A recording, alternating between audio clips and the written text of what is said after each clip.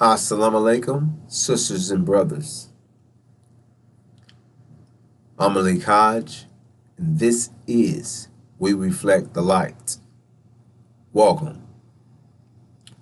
This is where we look at current events that are taking place in the world today through the lens of the unsealed scriptures of the Bible that gives us detailed information on what is taking place in the world today and what is going to take place in the world in the near future from the unsealed scriptures of the Bible. Sisters and brothers, we are at war. Today's presentation, we're going to be speaking on Abram's vision and the Abrahamic covenant,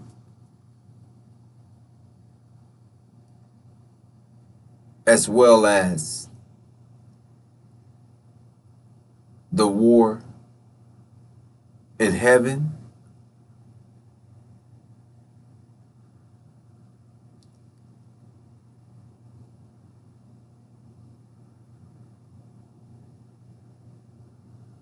which is the war in the Middle East,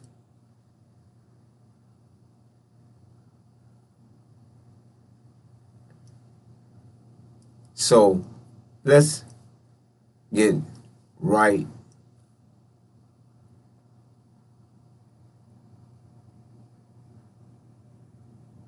to it. Let us begin.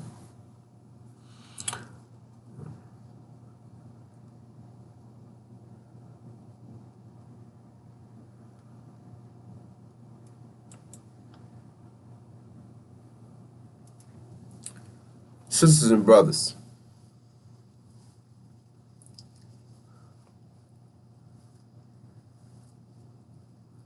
we, the original black man and woman,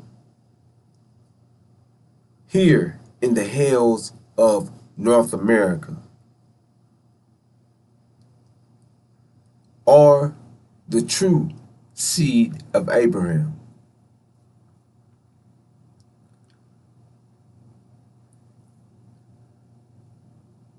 Our enemies do not want us to recognize who we are.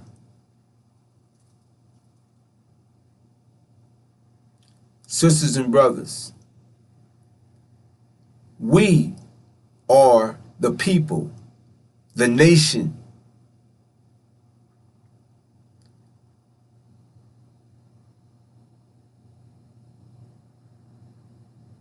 the lost seed of Abraham.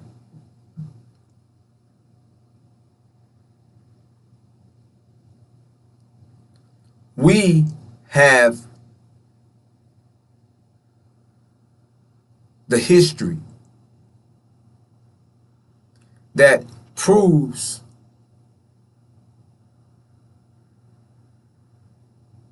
that fact, and the time that we are witnessing in the world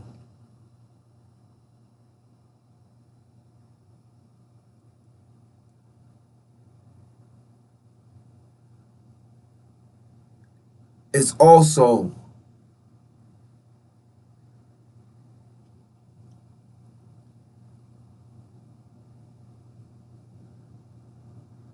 proving that fact. Sisters and brothers,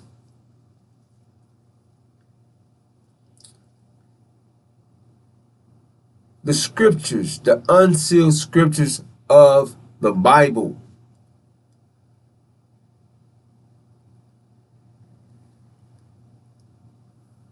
is speaking on or about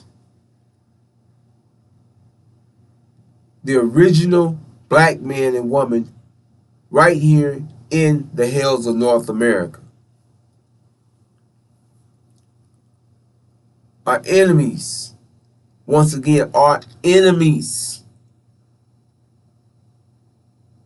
do not want us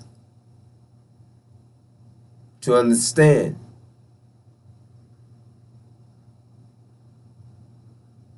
who we are. Sisters and brothers, Abram's vision, excuse me,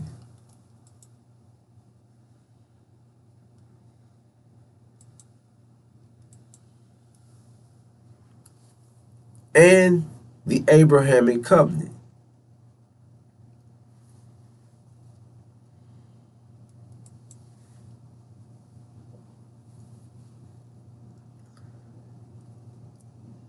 Genesis 15, chapter 15, verses 12 through 18.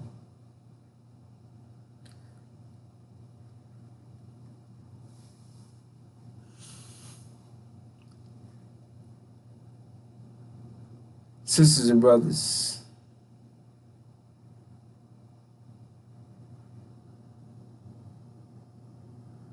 these verses are speaking directly to Abram's seed, who are the original black man and woman right here in America.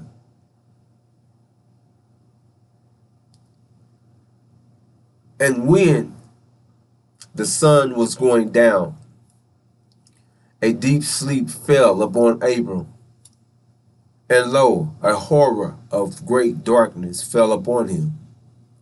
And he said unto Abram, Know of a surety that thy seed shall be sojourners in a land that is not theirs, and shall serve them, and they shall afflict them 400 years.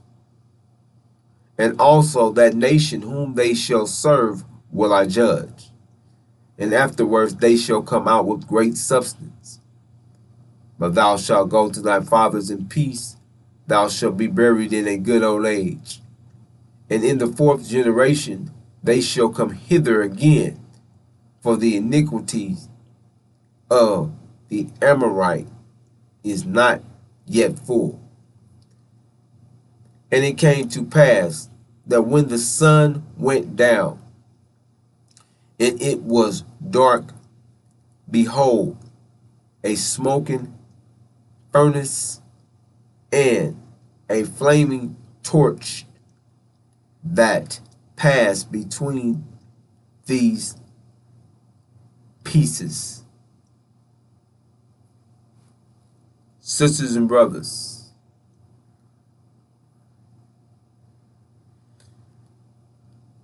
this is a detailed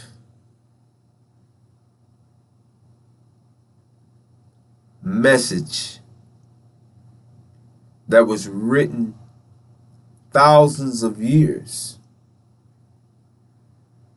ago, speaking on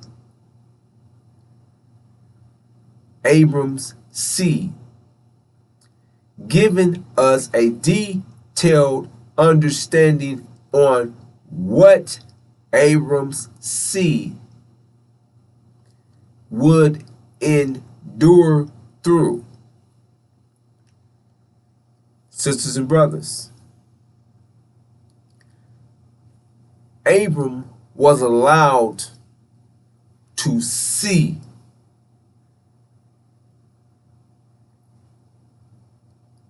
this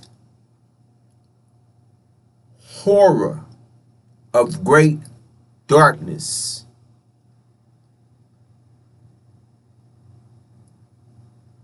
This affliction, this enslavement, and the affliction of his seed. God or Allah allowed him to see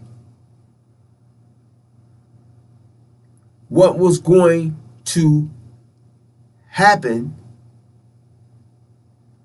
to his seed.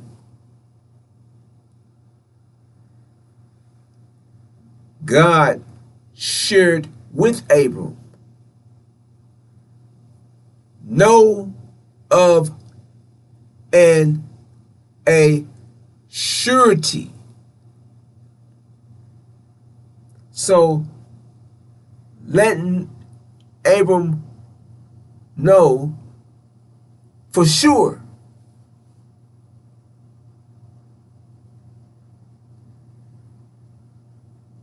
your seed shall be sojourners.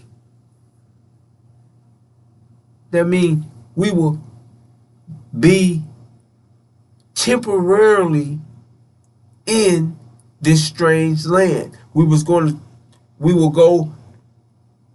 be taken to this strange land and sojourn there in the land that is not theirs. And we would serve them. And they would or shall afflict us for 400 years. And after that 400 years, and also that nation whom they shall serve will I, God, Allah, will judge. And afterwards, we will come out with great substance.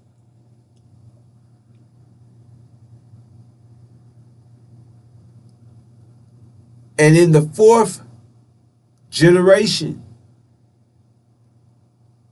they shall come hither. Meaning we shall come here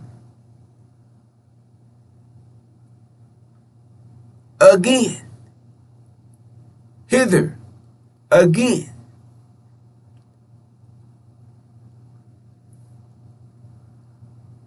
In the fourth generation we shall come hither where Abram had his vision.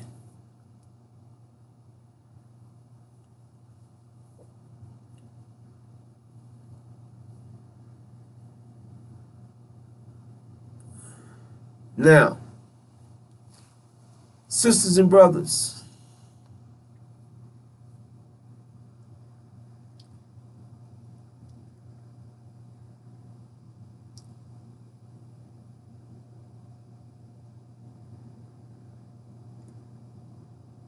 we, the original black man and woman, is the only people that history.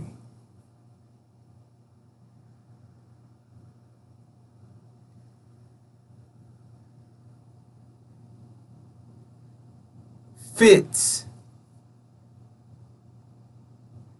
the Abram's vision. The time in the world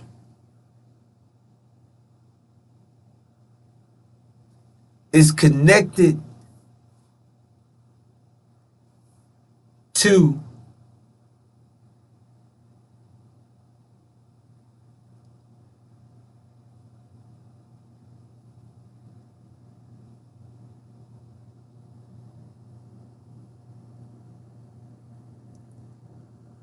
let me say it like this.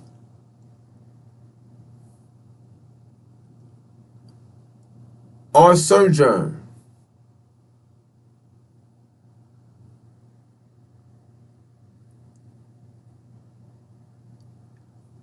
is connected to the time that the world is in.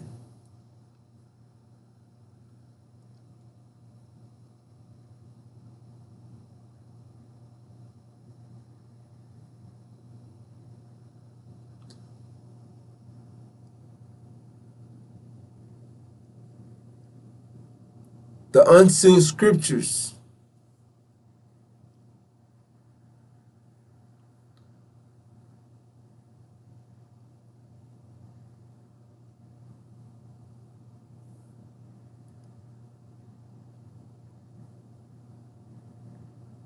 prophecy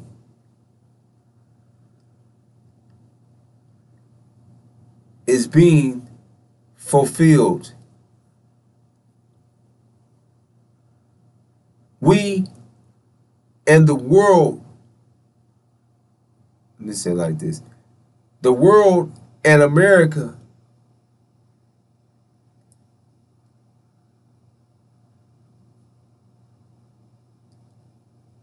we are in the time of judgment.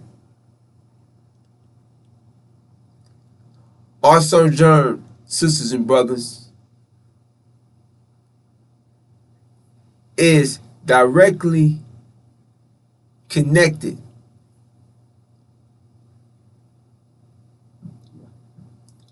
with the time.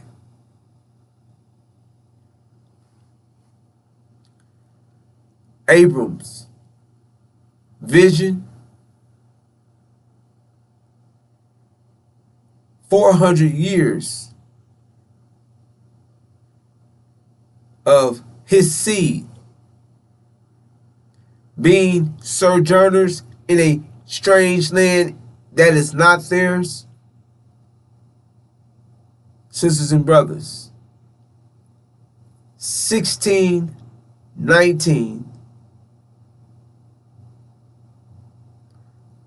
to 2019 is our 400 years sojourn. 1619 was the official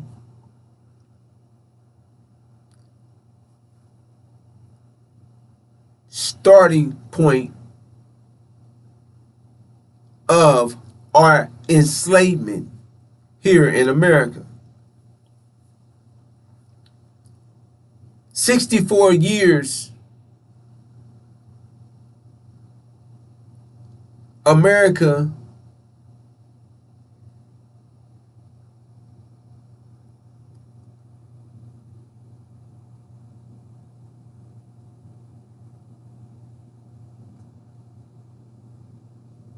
broke us down. It took that 64 years to roll off the assembly line, their first Negro bot,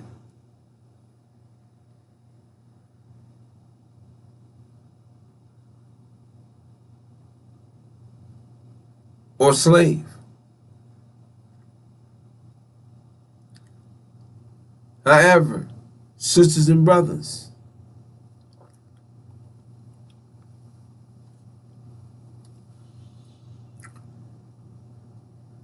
the scripture states that this land that we would sojourn in, America, would be a land of our affliction. That we will be enslaved and afflicted here in America for 400 years. Sisters and brothers, our enemies want us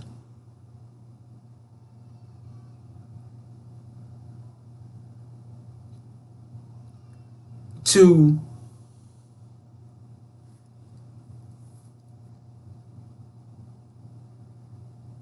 not see or connect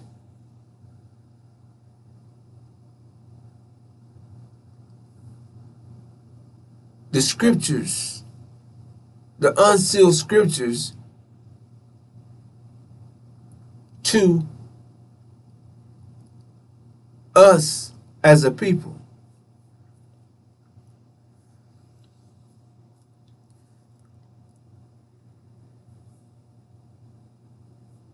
Our enemies want us to believe that the scriptures of the Bible are speaking on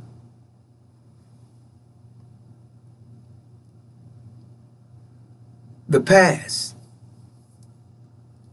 history,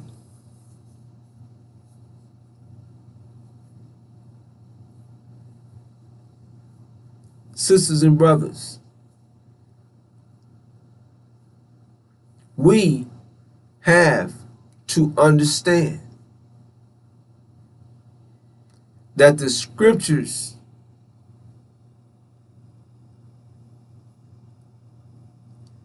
are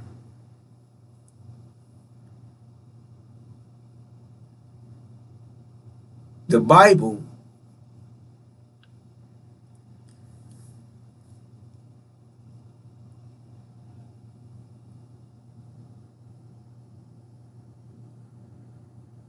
is prophecy, was written on prophecy of what is going to take place. Sisters and brothers,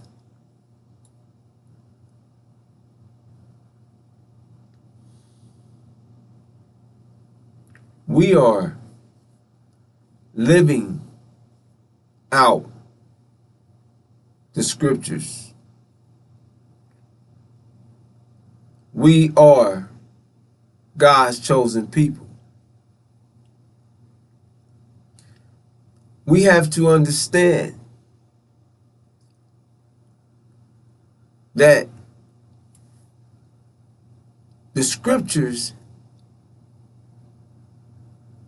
shares with us that we will be enslaved and afflicted for 100 years. And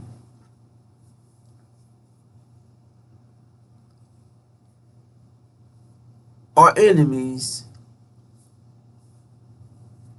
are open enemies and our hidden enemies will do any and everything to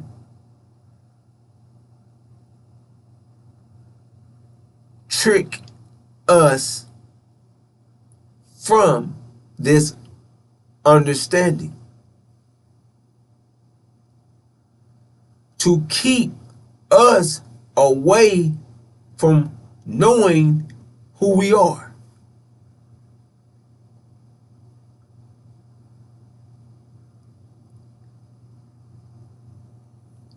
Sisters and brothers, to keep us away from our vision, to keep us from knowing why and what our history is and how our history identifies who we are.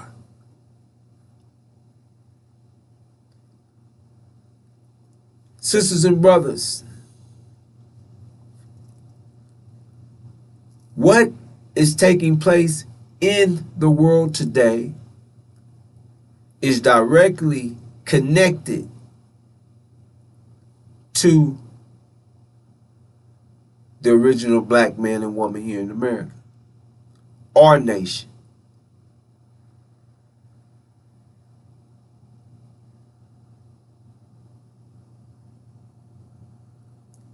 Sisters and brothers,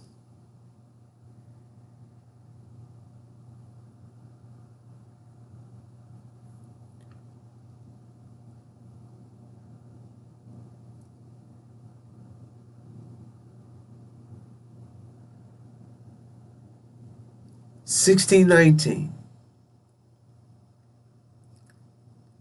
to 2019, 400 years.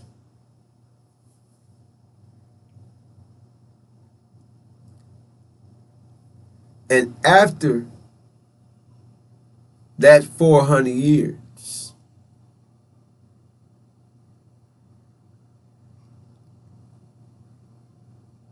a plague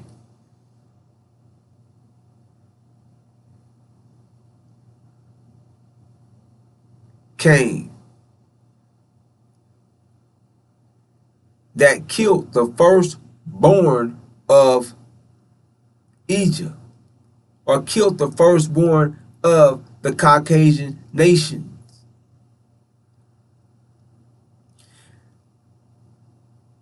And passed over the original black man and woman.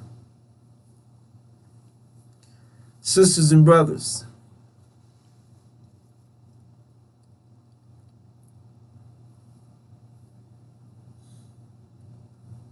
these facts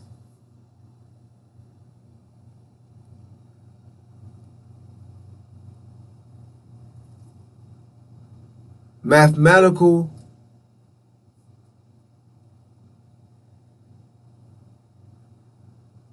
truths that can be proven easily brings us, connects us with the scripture and the time that the world is in.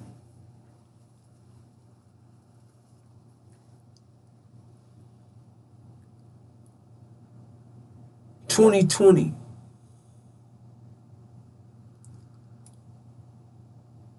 is a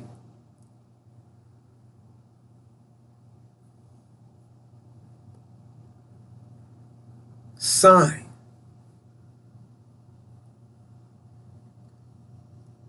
of the time.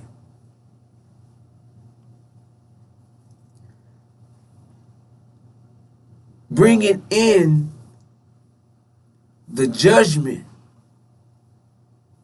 of America and the world.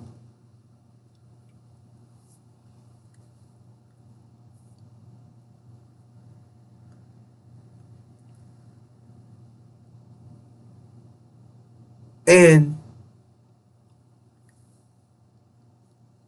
also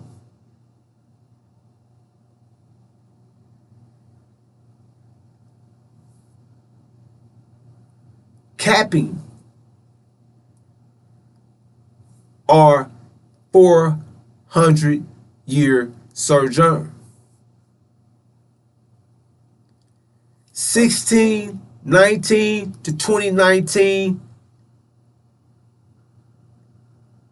400 years. And after that 400-year period, that nation whom they serve will I judge. The judgment of America and the world begin in 2020 with the plague that killed the firstborn of the Caucasian nations and passed over the original black man and woman on the planet.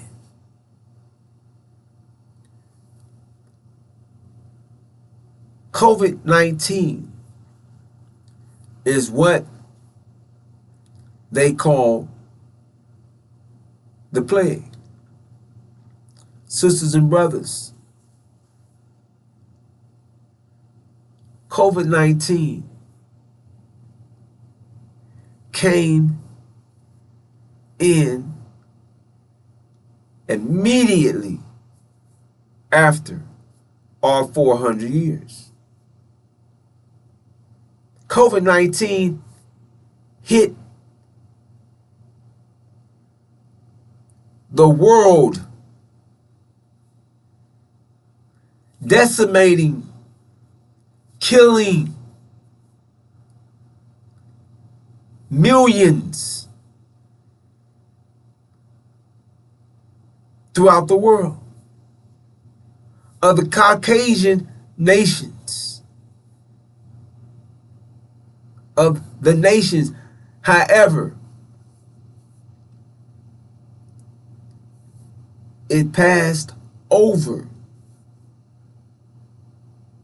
the original black man and woman here in America. It passed over the original black man and woman in Haiti. It passed over the original black man and woman in Africa. It passed over the original black man and woman throughout the world.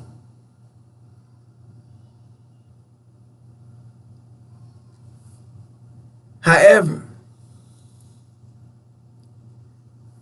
it decimated in the millions, killed in the millions.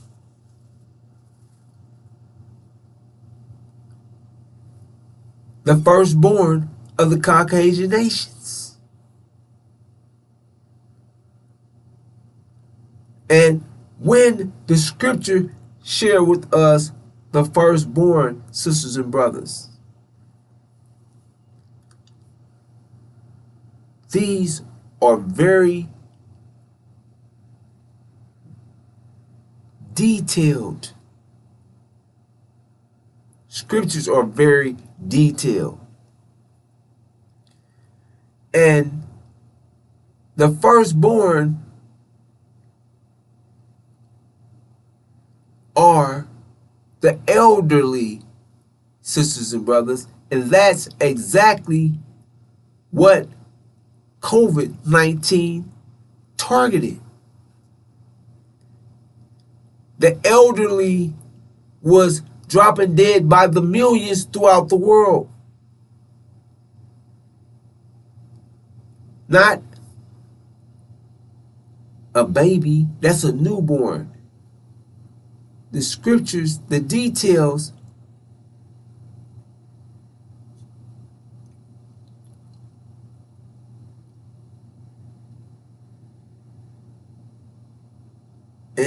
when said or spoken, written, is written in a way,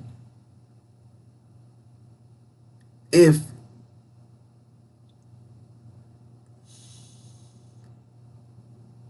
You have to understand,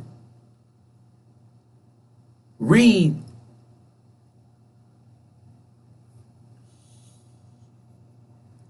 and understand what is written.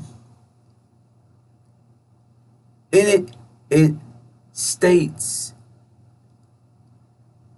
the firstborn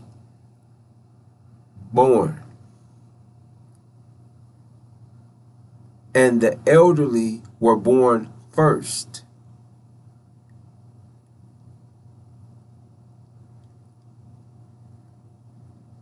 So it's not, the scriptures are not speaking on babies.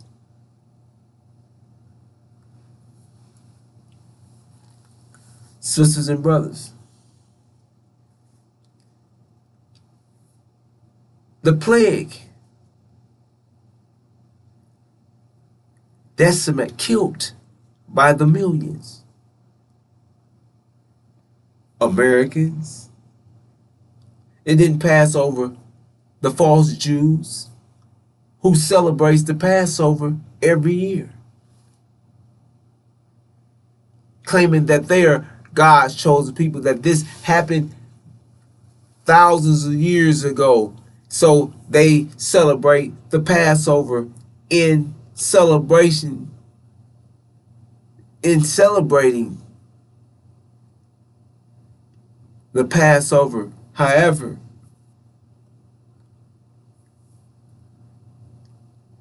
nothing applies to them. They don't fit the bill.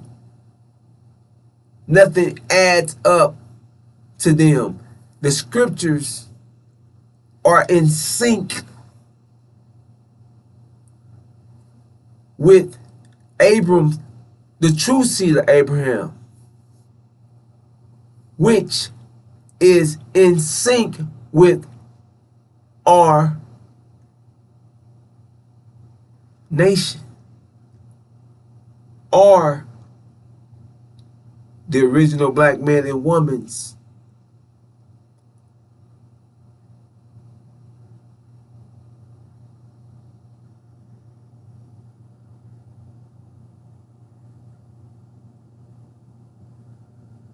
here in America.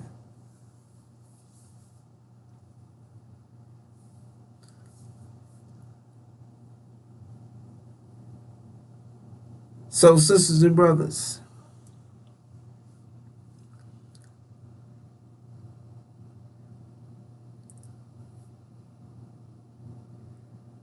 we, the original black man and woman,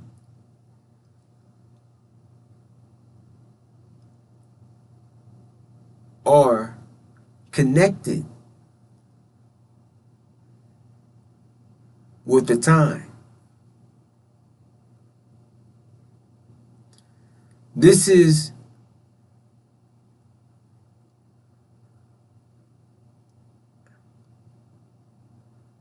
how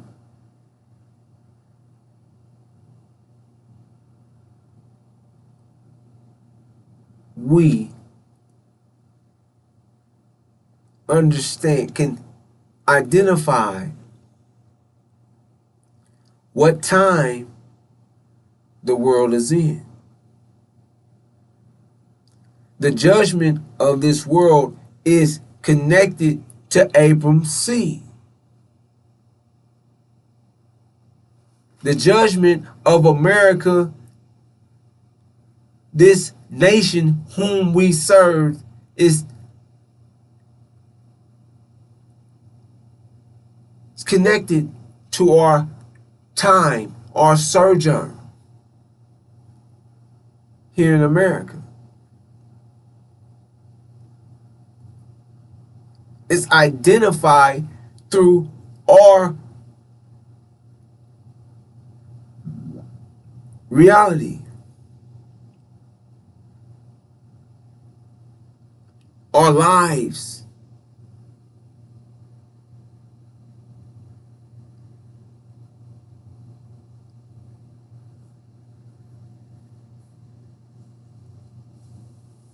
So, 2020 is a sign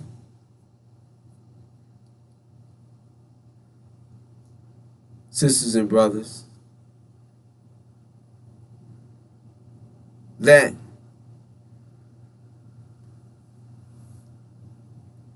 brings the world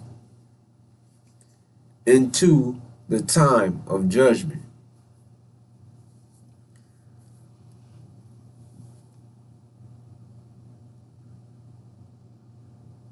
Sisters and brothers,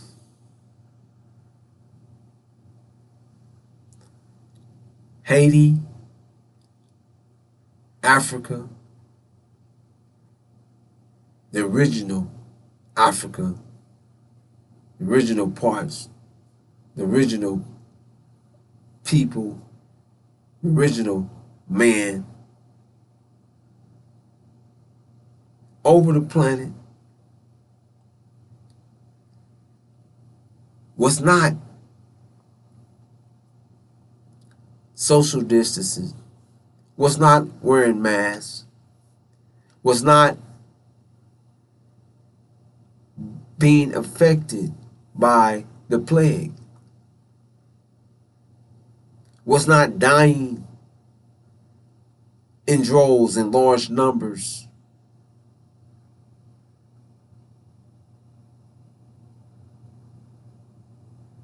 The World Health Organization, as well as China,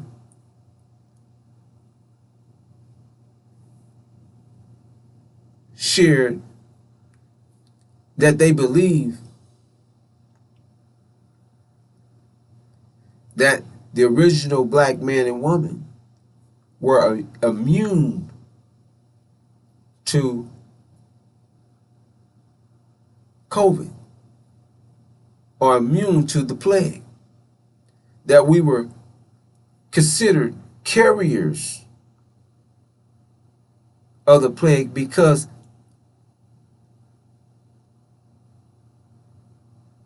we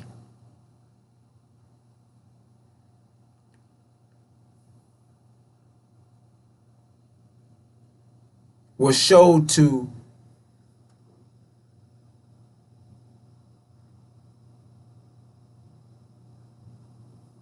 be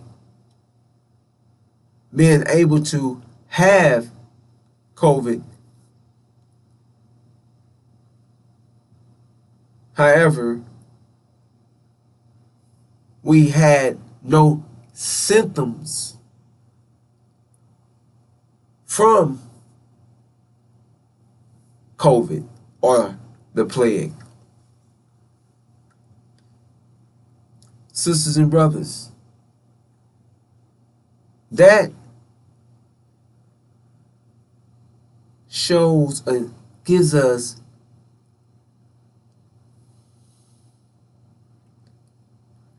lets us know who we are. That the plague or COVID didn't affect us. It passed over us. That's the Passover. That is what is being shown there. That we are the true seed of Abraham.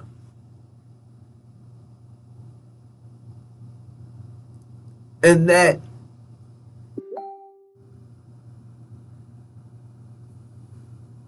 America and the world judgment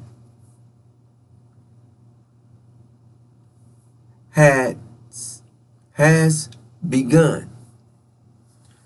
Now, let us move forward. This is what we must understand, sisters and brothers. This is what our enemies do not want us to know. They want to separate us from Scripture. They don't want us to know that we, the original black man and woman, are God's chosen people and are the true seed of Abraham.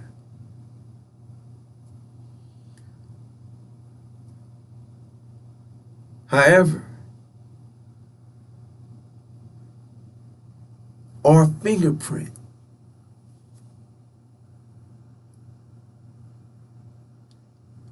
should I say fingerprint or our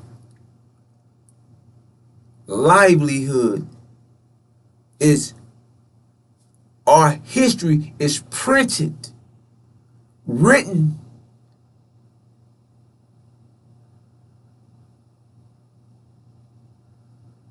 through these scriptures. Sisters and brothers, we are coming out of America with great substance. America is under judgment. And we are going to return to our land. In the fourth generation, we or they shall come hither again, meaning we shall return to our land again. We have spent by the calculation of through the unsealed scriptures 4 generations. It said 400 years each by the calculations of the unsealed scriptures. Each 100 years was a generation. And in that 4th generation, we will return to our land. We will be brought out. We will come out of America with great substance. Now, sisters and brothers,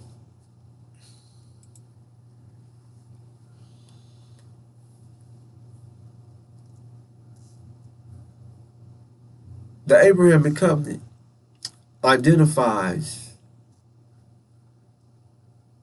where our land is. It leaves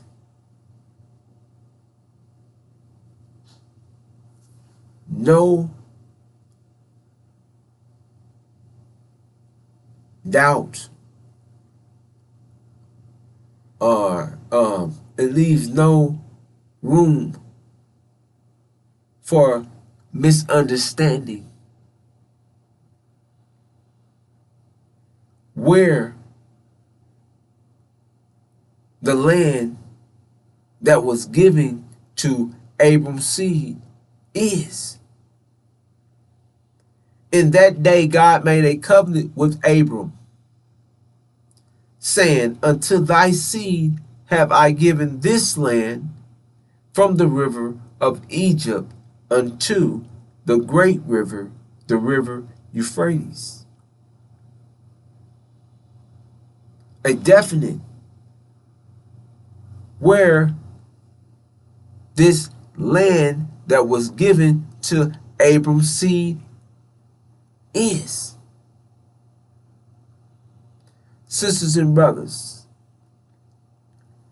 this land that was given to Abram's seed is Arabia.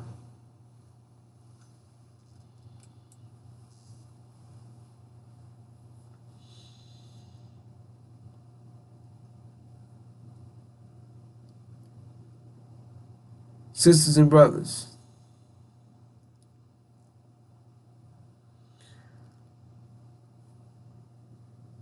Arabia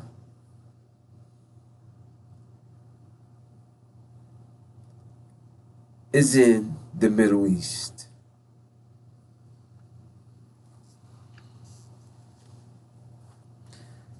Now, in looking at the map,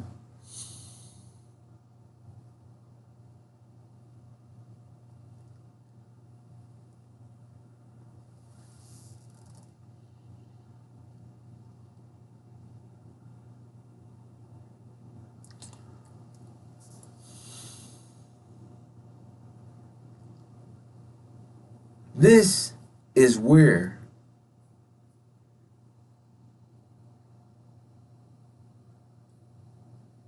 the war that the world is witnessing is being fought.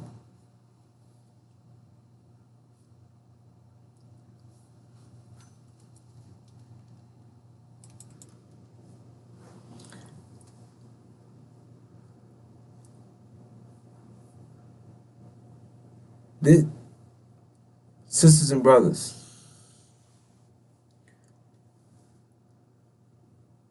the war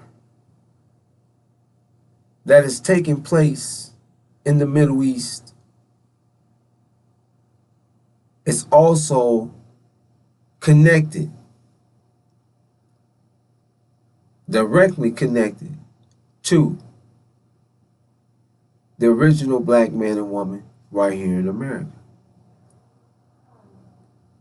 It's directly connected to Abram's seed. Sisters and brothers, the judgment of America and the world is taking place as we speak.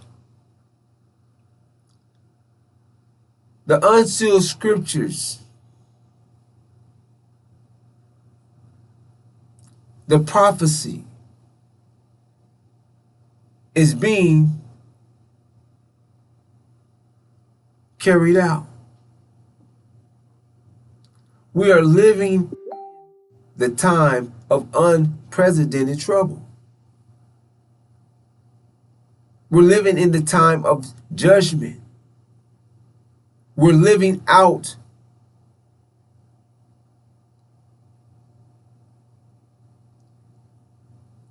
Revelations.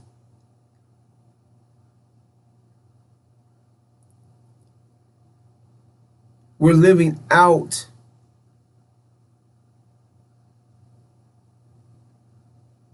the Injil, the gospel of Revelations. Sisters and brothers, this war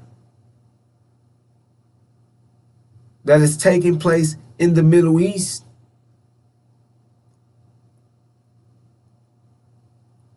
is the war that began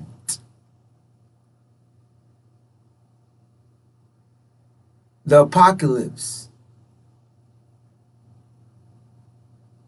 the war of wars, the war that will bring this reality to an end. Sisters and brothers,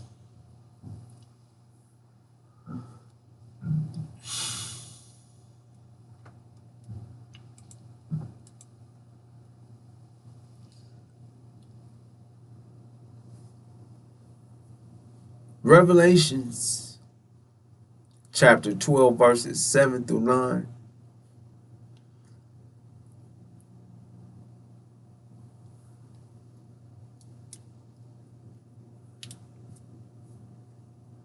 shares with us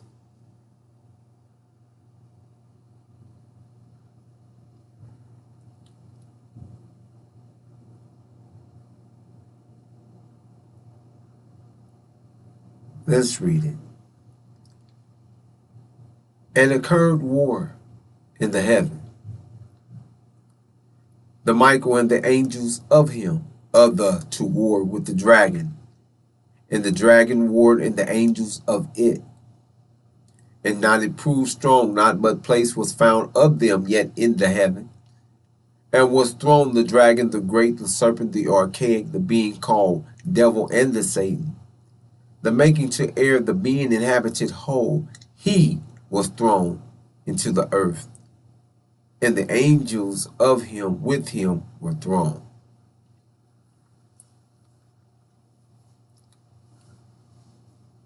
Sisters and brothers,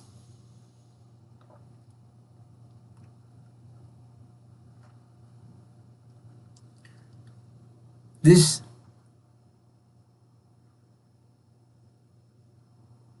scripture, unsealed, gives us the understanding of this war. The scripture shares with us where this war is.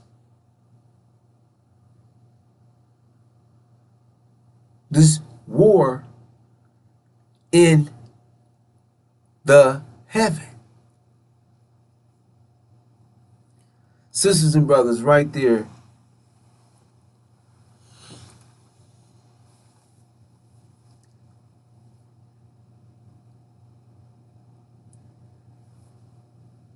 speaks on where heaven is.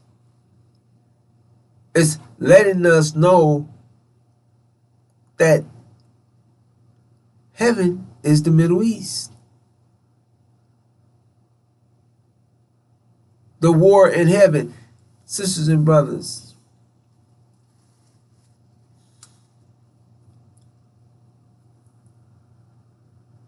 you're told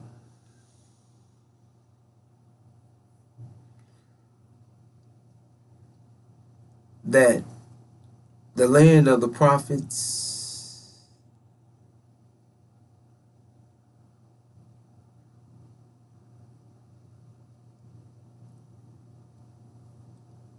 are in the Middle East.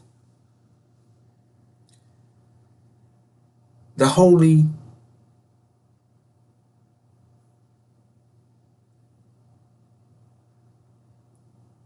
land,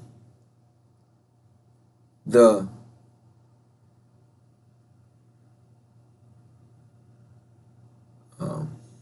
Kaaba,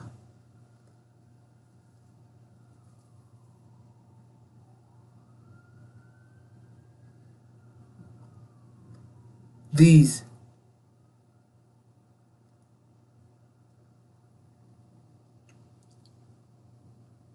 places that is considered, the land of Moses and of Abraham.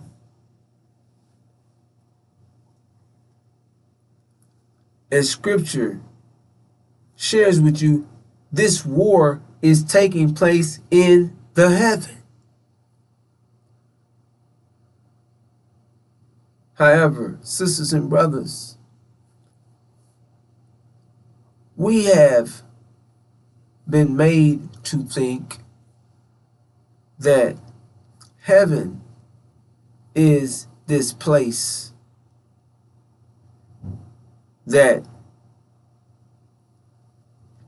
you have to die to get to. We've been made to think that heaven is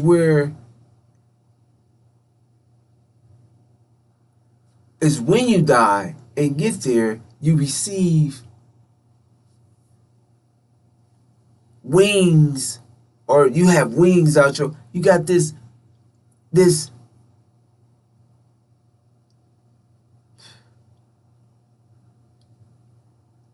make believe depiction of this spooky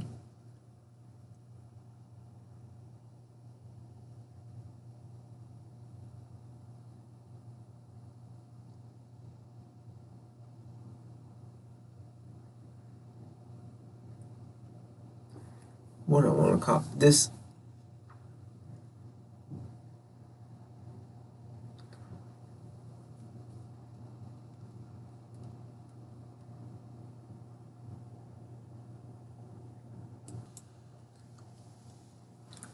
illusion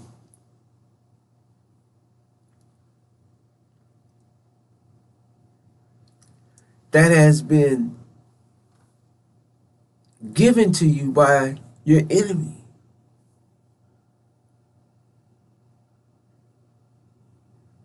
Through their Christianity, through their Catholicism, through their religious eschatology.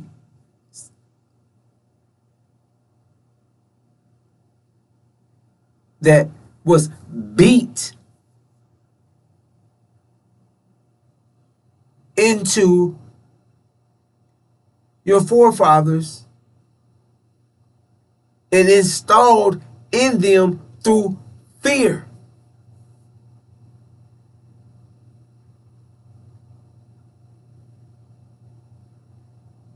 Sisters and brothers, we did not come here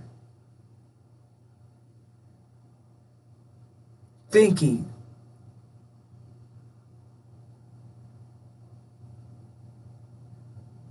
of this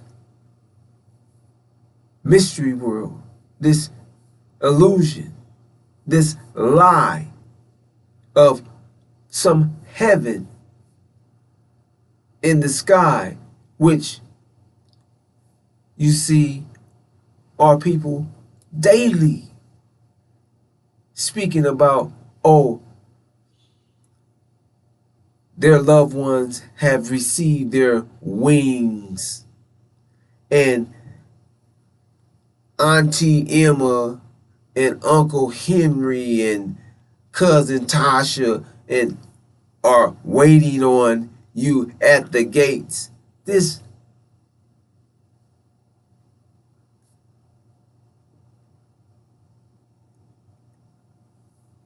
sisters and brothers,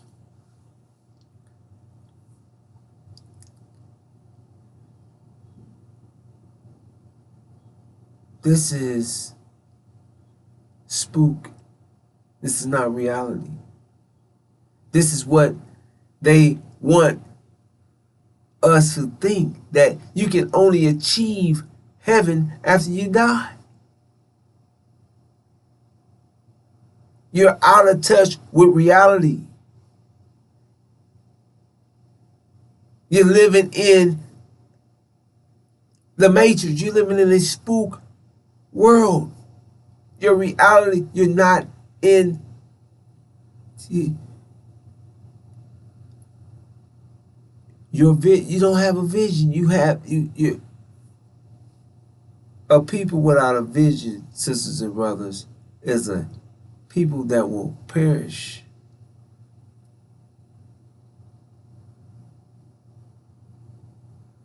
Now, the scripture states, this war occurred in the heaven. So we're just going to share exactly. Heaven is the Middle East.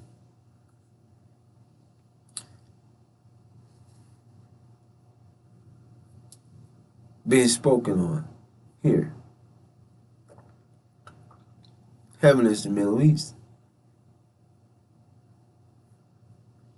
The Michael and the angels of him, other to war. Let me say it like this, sisters and brothers. Heaven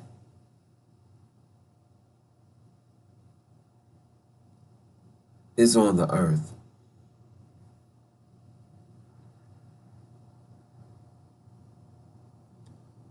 It's not in your mind, in this spook, this spirit, in this place that's been given to you through books, depicted through, and you've been told that, you some angels, and you accepted, this someone's drawing of what they considered an angel was, and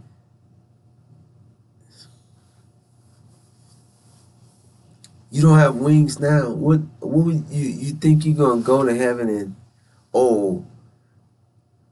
you're gonna get your wings? Sisters and brothers,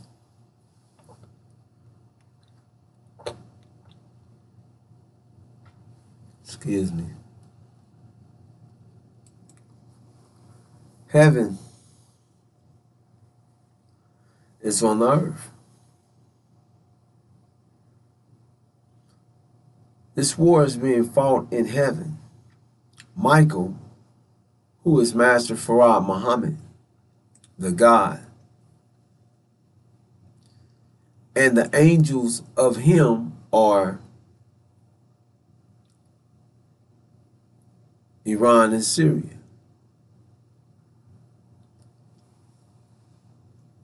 And they will be at war with the dragon. They will be at war with the dragon, and the dragon warred and the angels of it. Sisters and brothers, the dragon is the house of Saudi Arabia. And the angels of the dragon are America, Britain, and false Israel. These are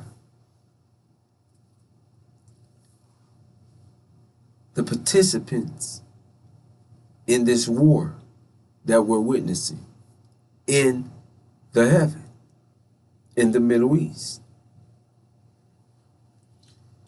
Sisters and brothers,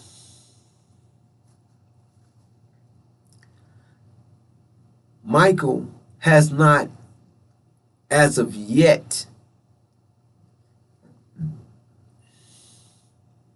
made his presence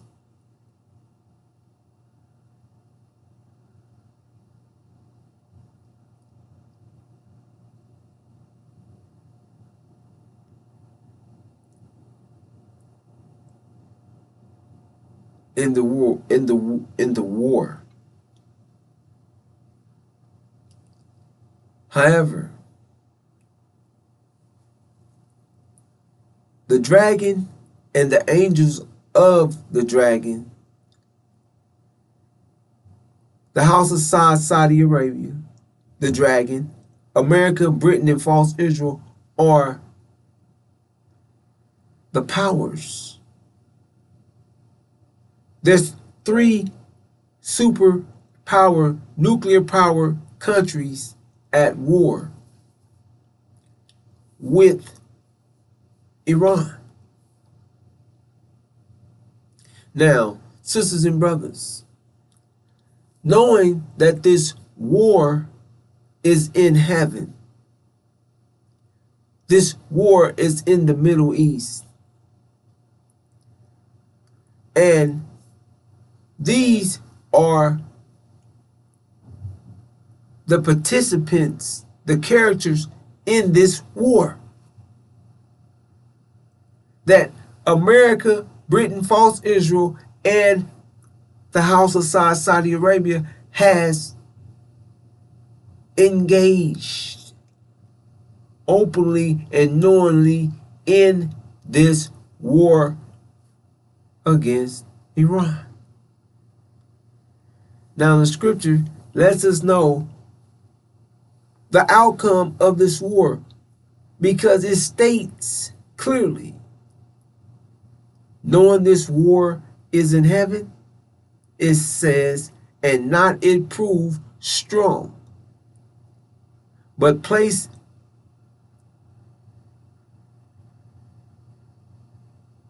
not but place was found of them yet in the heaven. That means now this war occurred in heaven. Now, they did not prove strong, meaning they was destroyed or defeated. They was defeated in this war. And now, not but place was found of them yet in heaven. That means there was no place found of them anymore in the heaven. In heaven. Meaning, in the Middle East, in the heaven, now there's that not a place was found of them. They did not prove strong enough. They were defeated in this war. And the scripture states, and was thrown. The dragon, the great, the serpent, the archaic, the being called devil and the Satan, the making to err, the being inhabited whole, he was thrown into the earth, and the angels of him with him were thrown. Sisters and brothers, this is sharing with us the dragon and the angels of him were thrown out of heaven. They were thrown into the earth. It gives us who's the devil? The dragon, the great, the serpent, the archaic, the being called devil and the Satan, the synagogue of the Satan, those that call themselves Jews and are not, false Israel, Satan, the devil, America and Britain. Who are called the devil? Whose world is this? These are the rulers of this world. These are the nations that are ruling the world. The rest of the world is subservient to America. Britain and false Israel are being subjected by these nations. And these nations are causing or making to err the being inhabited whole, is affecting, they are affecting the whole world, influencing the whole world to err. The devil, because they are worshiping or following the devil and the Satan. This is the devil and the Satan's world. This is, and it's know them by their works. America, Britain, false Israel, these are genocidal maniacs. Thieves, robbers, murderers. That's what their history is. They're right now committing genocide in Gaza. They're committing genocide in other parts of the world. In Yemen, they're behind that genocide. And sisters and brothers are threatening to carry out war crimes on Iran as we speak. Sisters and brothers, this is shared with us that the dragon and the angels of the dragon will be thrown out of heaven. This is letting us know that the Middle East is heaven. The dragon, the house of Saudi Arabia, and as well as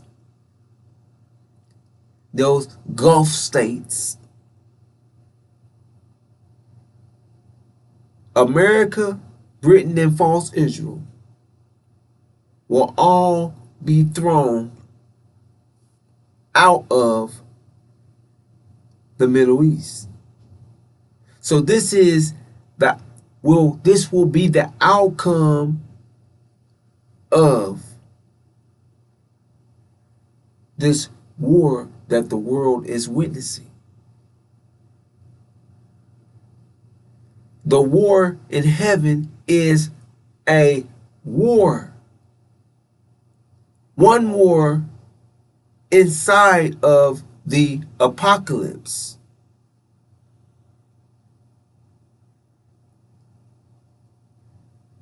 This war in heaven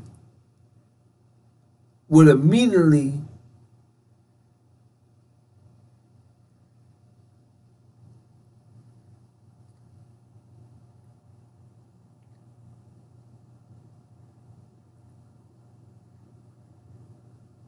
be followed by other wars. One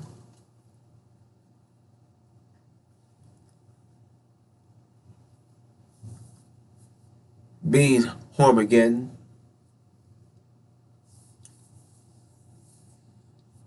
the European War. However, sisters and brothers, we're going to look at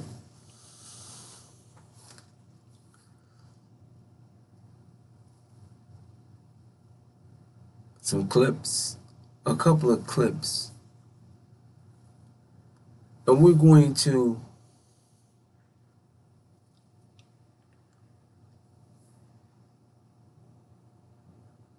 speak on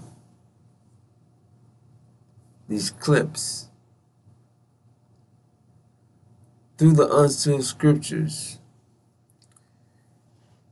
connecting what is happening in the real world with the unsealed scriptures. The unsealed scriptures are sharing with us the absolute what is going to happen and how, who, giving us details of the outcome, the characters,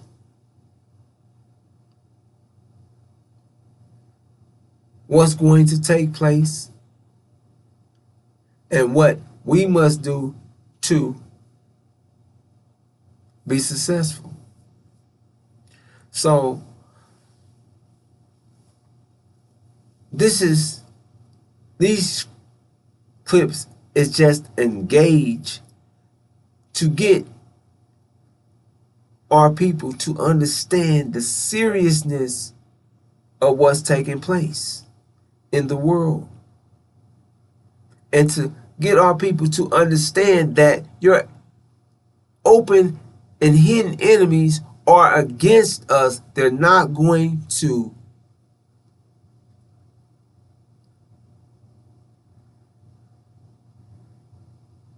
share the truth of what's taking place with us. They're not going to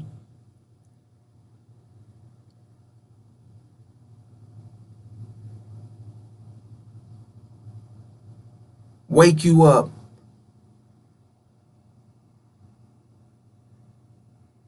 to what they know is taking place. It's actually, sisters and brothers, before we get into this,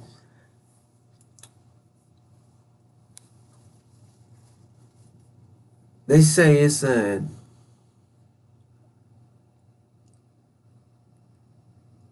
national security alert to even share, excuse me, I said alert, a national security threat to share the truth of what's taking place in the war,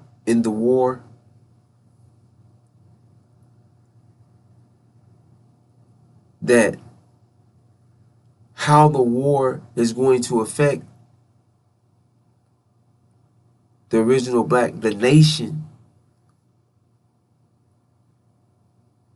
or America and our nation. They, they, it's to allow the people to know the truth is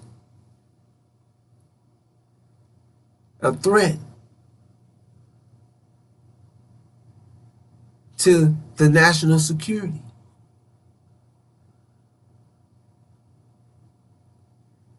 So they're not going to share the truth. They're blocking the truth. They're concealing it and giving you their narrative through, they only give you what they want you to hear. So let's get into these clips and we'll speak on it, and then we'll bring this segment to a close.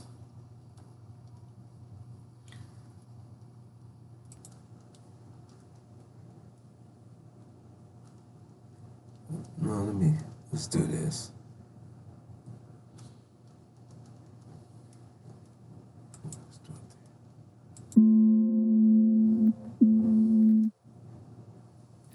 Hi everybody, today is Saturday, August 1st, 2026, and our dear friend Professor Narendra is here with us. Welcome back.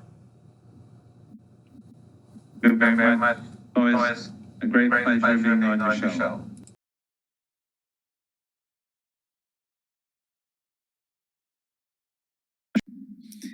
And let me start, Professor Marandi, with what was reported on Israeli media on Channel 12 and on CBS News in the United States, that the United States and Israel are preparing to launch what could be, their most extensive bombing campaign yet against Iran's energy infrastructure. And if they're talking about Saturday and Sunday, they're going to do it tonight and tomorrow night, it seems. And how prepared is Iran for that? And what is the perception of Iran of this sort of attack if that happens? Well, the Iranians have prepared themselves for this situation, and they've said that they will destroy the electrical power plants, the energy infrastructure of countries across the region in retaliation. And I think it's clear as day what will happen.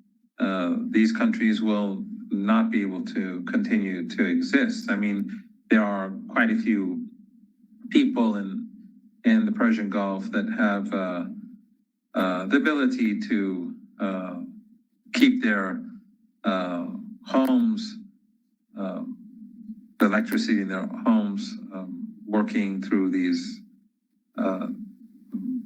their own private machinery, but ultimately it's that the regimes will fail. There's no possibility that the Emirates will last if they don't have electricity or desalination plants. If they don't have desalination plants in Qatar or electricity, it's just not sustainable. Everyone will have to leave. Again, they may have these mini generators that can work for a few wealthy families or part of the population for a few days, but that's not going to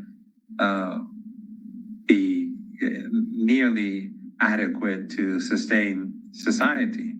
So people will have to leave.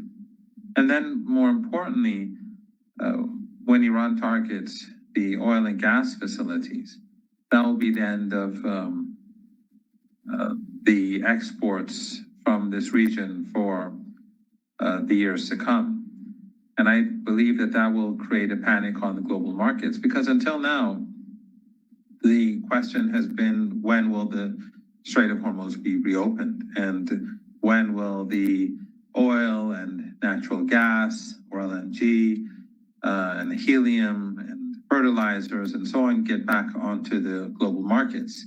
And how can the global markets be spared, or the global economy be spared from a recession? But once this happens, then I think we're going to see a panic in the markets and collapse, because there's no way that Trump or anyone else will be able to manipulate the markets anymore. People will be seeing scenes of burning infrastructure, and it will become clear to everyone that if the Strait of Hormuz is open tomorrow as a result of another MOU or another agreement between Iran and the United States, it won't really matter anymore. There will be nothing left to export. These countries will have collapsed and their facilities will have been badly damaged or destroyed.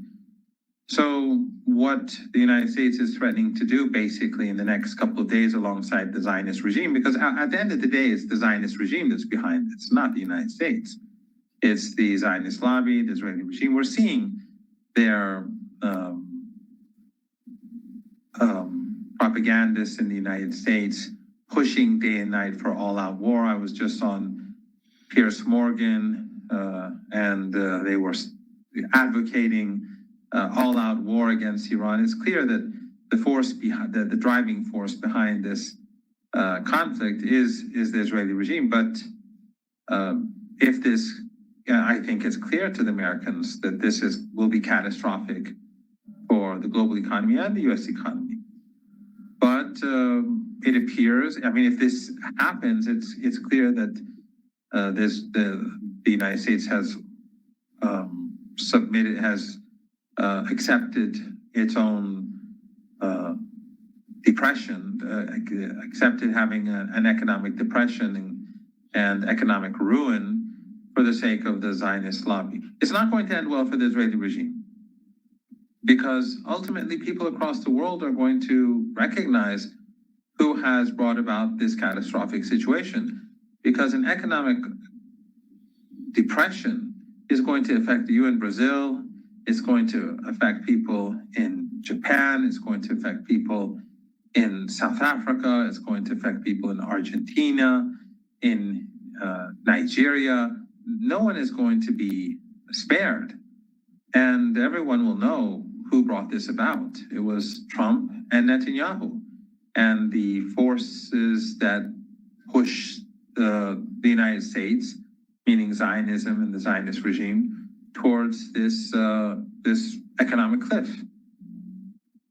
So we'll have to see. I mean, last night in Iran, some people were awake at night and to see what will happen. I did get up for morning prayers, and obviously nothing happened. So I went back to sleep, but some of my friends were up till then and they were waiting to see what would happen. But we'll have to wait and see what happens tonight. I mean, I would have thought that they would do this last night after the markets closed, because tonight and tomorrow night would be when the markets begin to reopen in Asia. But nothing would surprise me anymore. Nothing surprises me. And it will be very difficult for the United States and the Israelis to destroy Iran's critical infrastructure, because Iran has a large number of power plants across the country. It will cause damage. It will cause electricity shortages. But it's much easier for Iran to do huge damage, because all of the, as you know, and as your viewers know, all of the assets of the regimes that are collaborating with the United States against Iran are right alongside the shores of the Persian Gulf. Their oil facilities, their gas facilities, their power plants, their desalination plants, they're very easily accessible. And then, of course, this is without including the reality that Yemen has been provoked into war by the Saudis for some very foolish reason. It is said that the Americans pushed them in that direction, but the Saudis have provoked Yemen into waging war. And of course, the Yemeni people are now demanding an end to the barbaric siege. The irony now is, of course, that the Saudis are creating this coalition of countries who want to help Saudi Arabia preserve this barbaric siege. And most of these countries did participate, or many of them did participate, when the Saudis began the genocidal war against Yemen. They supported the Saudis from the very beginning, and they assisted in the starvation of the people of Yemen and the slaughter of the children of Yemen for years. Some of them, of course, later tilted away from Saudi Arabia after the Saudis besieged Qatar. Qatar and Turkey moved away, not for reasons of principle, but because of the conflict that Qatar had with the Saudis and the Emirates, not because of any feelings towards the people of Yemen. But this coalition is not going to succeed. What are they going to do? They can't stop Yemeni drones, and they can't stop Yemeni missiles, and they can't invade Yemen. So they don't have the capabilities of the United States. And of course, people are going to be asking each and every one of those coalition members, what did you do for Gaza? Why is there no coalition to support the people of Gaza? Why was there no coalition to support the people of Lebanon? Why is there no coalition to put pressure on the Israeli regime? It's only, a coalition is only worth creating when it's an ally of the United States that is being punished for a war that it imposed on the people of Yemen, a genocidal war that it imposed upon the people of Yemen. I mean, these countries may be able to mobilize a segment of their societies to support renewing the genocide against Yemen, or renewing this the Saudi war against or strengthening the Saudis in their war against the Yemeni people. But a lot of people are going to become increasingly skeptical about those governments that participate. Now, we'll have to see if anyone actually does, because the Saudis have announced this coalition, but it's not going to work. It's going to do is it's going to humiliate anyone who is seen assisting the Saudis against the besieged people of Yemen. But in any case, they've awoken Yemen, and now the strikes on Iraq have created outrage across Iraq. And the Iraqi resistance says they're going to punish the Saudis after Arba'in, after the 40th day, after the ceremonies marking the 40th day after the martyrdom of Imam Hussein, the grandson of the Holy Prophet. So it's strange how Saudi Arabia brought this upon itself. First, bombing a an international airport in Yemen and then bombing Iraq, even though Yemen said very openly that we fired drones and missiles at Saudi Arabia. Saudi Arabia said, no, it wasn't Yemen. It was the resistance in Iraq. And the belief here in Iran is that the Saudis are blaming Iraq because they're afraid to confront Yemen. So they're like seeking some other entity to strike. And of course, most of the strikes were carried out by the Americans. But what they've succeeded in doing is angering the Iraqi people, especially near Arbaeen, where the people in Iraq are focused on commemorating the martyrdom of Imam Hussein, his struggle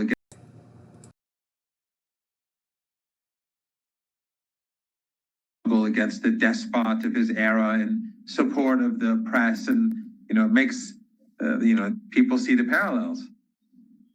So this is not going to end well. If the United States attacks Iran and escalates, this will be catastrophic for the world economy. And I think many people just simply don't know what's about to hit if this happens.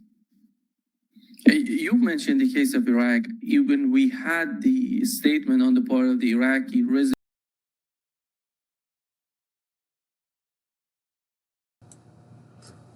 All right, sisters and brothers.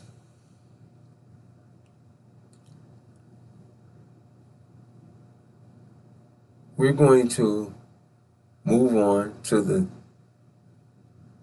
next clip, and then we'll speak on the clips after listening. I'll share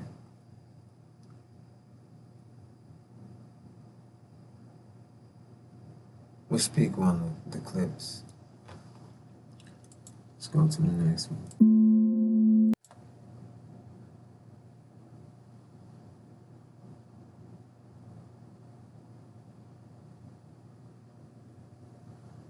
This is which is going to happen. People tend to forget that all it takes is a couple of days. This is not. Excuse me. At one point in time, people start getting desperate. I mean, right now. Hold on. Excuse me, sisters and brothers.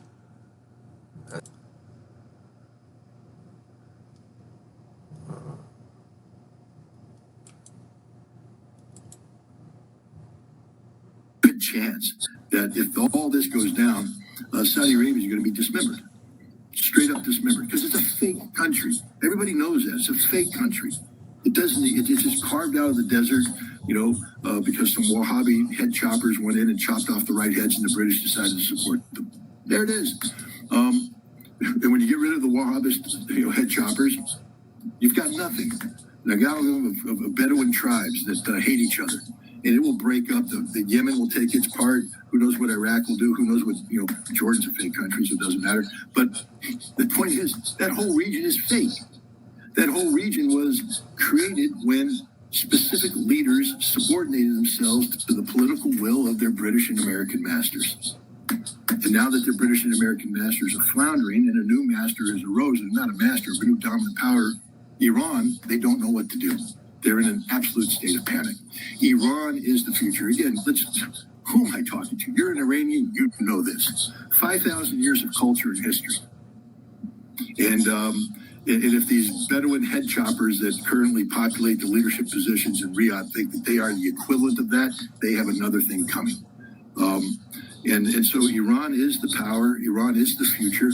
And, these Gulf Arab states, I think, understand that what that means for them, because they're not long for this world if they continue to side with the United States against Iran. Scott, looking at the war in the West Asia, before this war started, there was no issue with the Strait of Hormuz. Right now, Iran is not backing down. It's controlling the Strait of Hormuz. The whole war, the conflict is on the Strait of Hormuz right now as we talk. Yemen is coming in. They're talking about Reuters reported that Yemen wants a new mechanism with the bubble mandate. They want a whole system in the bubble mandate. That's going to be the new policy. You see how the war is changing itself, reshaping itself in the West Asia. It's complicating. It's not about Iranian nuclear program anymore. Just nobody's talking about Iranian nuclear program. That's amazing what's going on. And it's all about the Strait of Hormuz right now, bubble mandab, and the pressure they're putting on Saudi Arabia, which is so important for the oil market, as we know. The other point is, how is the United States prepared to bring everything into West Asia? Because that is what's going on right now. If they want to focus on the West Asia, they have to bring everything in just to fight all these little wars, big wars. And how is that going to help the United States? You see, bring everything in. I mean, that's like me.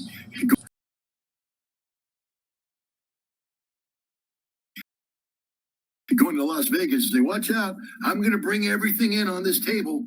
I'm going to bring it all in on this next bet. Then I reach in my wallet and pull out $3 because that's all I got. Bring everything in? What does the United States have?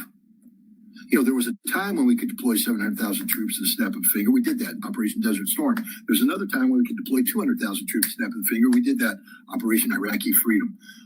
Actually, it was Iraqi Liberation, but then we realized that spelled oil and nobody wanted to go to war for oil, so we changed it to freedom. Today, nothing. This isn't Bewitched. You know, you don't get to rub your nose and magically forces appear.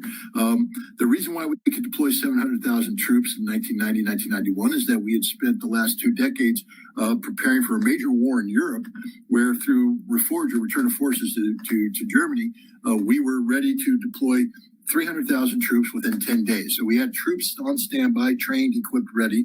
We also had a large standing army, 250,000 in Germany with the equipment ready to go to war. So when the time came to divert them, we were able to pull forces out of Germany. They were combat ready.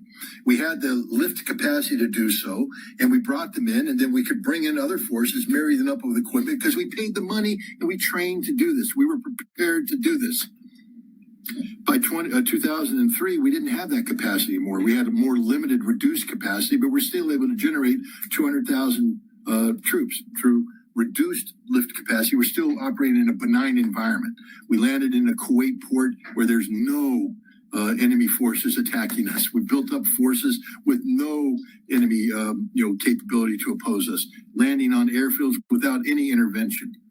Now we have zero capacity to deploy. It takes 5 months for a U.S. Army Heavy Brigade in Fort Carson, Colorado, to prepare for a peacetime deployment to Poland. 5 months to get their act together, to go through the training, to do the manpower things, to get people in, because it's a peacetime military. People are pregnant, people are on leave, people are in school. Your units are reduced down. You got to build them back up. You got to get them trained. You got to go to National Training Center, because we don't have units that are permanently combat ready anymore. We don't. In order to get them ready, we have to send them to the NTC, National Training Center, and beef them up. And then we take them out and we deploy them to Poland for their little 6 or 9 month rotation. 5 months to do that, and that's just one brigade. Imagine if we were trying to send, I don't know, what did the Pentagon tell Trump it would take back in 2020 when they shot down the drone, and Trump said he's going to bomb Iran, and then the Pentagon said don't do it because we have to take the Strait of Hormuz, and it's going to take us about 800,000 to 1.2 million men to do that. We knew what it was back then, and we said we don't have it. It would take us easily 9 months to a year and a half to build up these forces by mobilizing reserves, by training them. And then how do we get them there? General Berger, the Commandant of the Marine Corps, recognized that we couldn't. He said we're married to a legacy system of amphibious shipping where all the assets go into one ship. And as we approach, the area denial and the anti-shipping missiles capability of Iran sinks everything. There's a reason why our aircraft carriers are operating far away from Iranian shores, because if we get close, we get overwhelmed. And you try and bring in amphibious shipping to Chabahar to offload and project power inland to seize the Strait of Hormuz, which was the 1985 war plan that I was involved in, and it hasn't changed. How do you do that? You can't do it. So when you say the United States is going to bring everything in, we've got nothing to bring. We are literally an empty suit. The emperor is naked, a paper tiger, whatever analogy you want to do. There's not a damn thing we can do, Nima. Nothing. So we should stop pretending that there's something more the United States can do. We brought our air power to bear. and we paid the price. The infrastructure necessary to sustain long-term air combat has been devastated by Iranian counterstrikes. We've run out of long-range precision strike weapons. We're running out of missile interceptor capability. There's no defense industrial magic out there. This isn't a computer game where you hit the cheat code and click the button and suddenly you build up capabilities. This is reality, and our defense industry is not capable of responding in a timely fashion. So we've blown the bolt. We got nothing left to replace it. And what, we're going to pretend here that Donald Trump's going to be building up resources for a third try? No. It's over. We lost. Game, set, match. And it's time for the United States to recognize this. And it's time for Saudi Arabia and the Gulf Arab nations to also recognize this. If you continue to align with the United States, only bad things are going to happen to you. Scott, what do you make of Zelensky and Zelensky's attack on Iranian cargo vessel, which was from Russia to Iran, which was attacked later on? We had the communication, the talk between Iranian foreign minister and Ukrainians, because Ukrainians called Iranians to talk to put the differences aside. But in my opinion, Zelensky is trying to do something. I don't know what is his main objective with these attacks. First of all, the attack was an accident. Okay, it was a unfortunate consequence of Zelensky's 25 June declaration of a 40-day drone-based war of influence against Russia, expanding the scope and scale of Ukrainian attacks to bring pain to Russia. And so a decision was made to expand the attacks into the Caspian Sea. And so Ukrainian drones start flying over the Caspian Sea, and they see a ship, and they strike the ship. They didn't know it was an Iranian ship. They just hit it because that's the business they're in. Just random acts of violence is all the Ukrainian drone campaign is. So they hit the ship. When it turned out it was an Iranian ship, Zelensky, who was back at home having declared this 40-day war, but losing the war, losing everything, no air defense, no nothing, desperate, says, I can turn this into an advantage. So he now claims responsibility. The Iranians have supplied the Russians with drones, he said. What do you think we're going to do? It is a common cause. We want to make common cause with America. And so that's what he did. He hyped it up on his way to the United States. And he got to the White House, and he tried to make that common cause. And the United States said, sit down, shut up. We're not playing that game. We're not expanding our conflict with Iran into Russia for your behalf. And Zelensky crawled away. And right after that, what happened? The Ukrainian Foreign Ministry issues a statement. It was an accident. We didn't mean to hit the ship. We apologize. We're paying reparations. Because the reality is, nobody's going to back up Ukraine if they want to go to war against Iran. According to the reports, Iran was preparing a long-range ballistic missile strike package operating out of Tabriz that was going to hit Ukraine quite hard. And Ukraine was going, who's going to come to our assistance? The answer is, nobody's coming to your assistance. This is the tragic truth of the situation with Ukraine. The NATO summit in Ankara was a charade, a fake, a fraud. Nothing came out of it. Nothing. Promises for what? Licensed production of the Patriot? There will not be a single Patriot ever produced under license in Ukraine. Ukraine will cease to exist long before that. Promise of support from Europe? Europe has no capacity to support. If there's anybody who has a bigger empty suit militarily than the United States, it's Europe in totality. NATO, zero, zilch, nada. So he's alone. This was an accident. There's nothing coming from this. It was an accident that Zelensky, part and parcel of his overall processes where they put hype and information over warfare over reality, turned out to have nothing. Nobody was supporting him. And they did the only thing they can do. Admit it was a mistake, apologize, pay reparations, and hope it goes away. When you see Russia is implementing a new blockade on Odessa, which is so crushing for their economy, import and export in Ukraine. On the other hand, you see Wall Street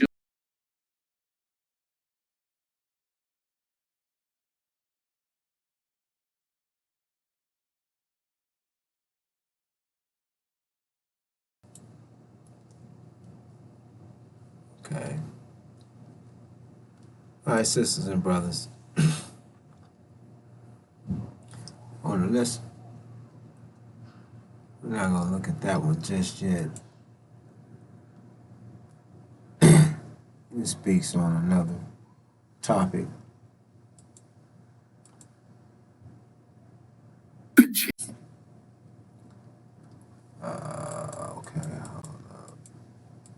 I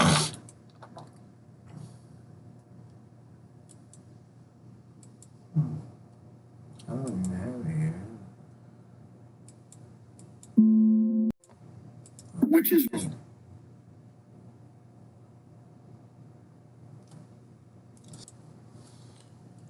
All right, sisters and brothers. Now, these clips gives us the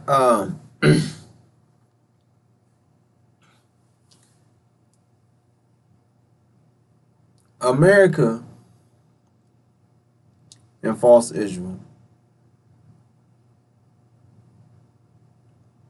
has stated in the media that they're going to strike Iran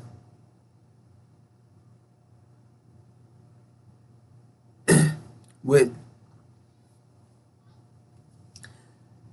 the biggest strike that they a bigger strike than previous strikes that is to be carried out by America and false Israel.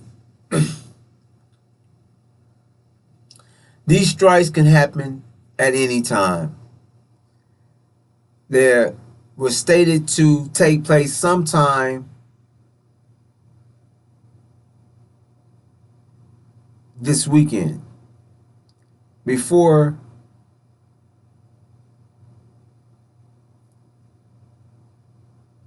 the market opens back up on Monday, which is tomorrow.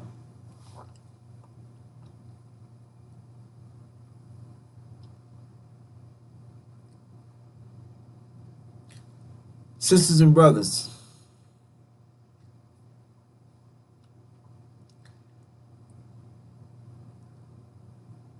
in listening to the clips, the seriousness of what this escalation would cause, knowing and listening that this escalation would, as Professor Miranda shared, bring an end to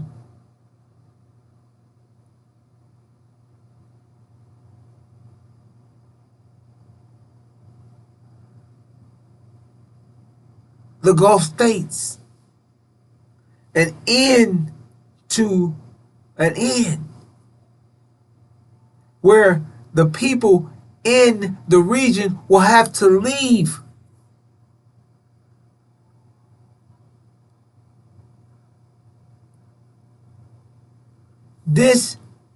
The escalation of how the escalation would affect nations over the world, how it will cause a collapse, economic collapse around the world, when there will be no oil, fertilizers. None of these things will be available for years to come. There will be no helium. For those of you that understand, when you go to Family Dollar and the dollar store and you see the big sign, we're out of helium,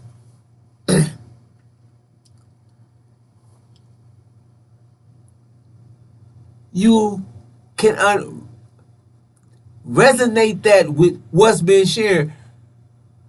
The sign on the door, see, a lot of you We have Family Dollars all in our neighborhoods, all in the neighborhoods of the black man and woman. And the sign is you go to them, they all have a big sign on the door saying you can't get those balloons that are blown up by the helium because they're out of helium. And those that have helium are only giving a limited amount of balloons per person. Just speaking on something that you can identify or recognize,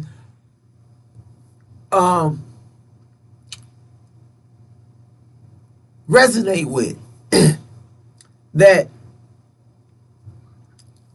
you can see the effect that it's having right now in America.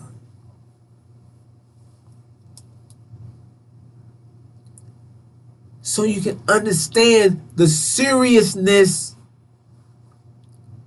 of what is being shared.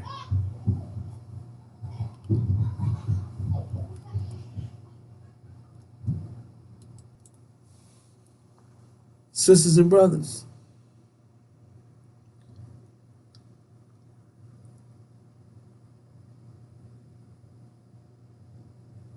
the effect that this escalation is going to have on the world, the unsealed scriptures gives us a detailed message for the original black man and woman of what is going to take place. Now, these are analysts that are analyzing from their perspective on the ground of what's taking place in the real world. Scott Ritter is America's weapon inspector, an ex-Marine.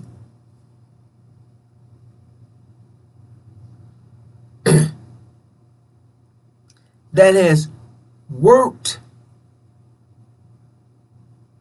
His career has been in the military of America. Excuse me.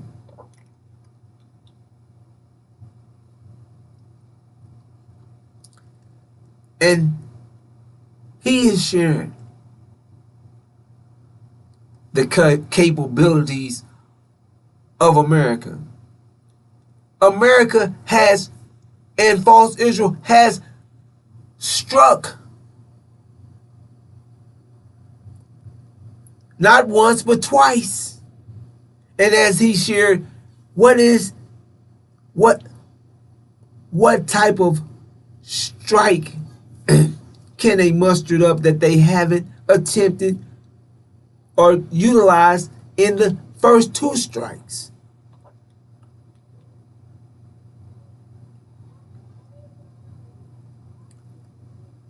That America is threatening how they're going to strike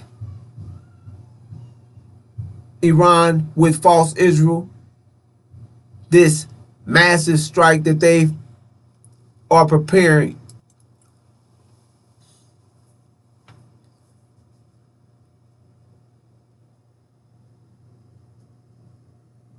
Sisters and brothers, and how it's going to affect, as Professor Marani say, push the economic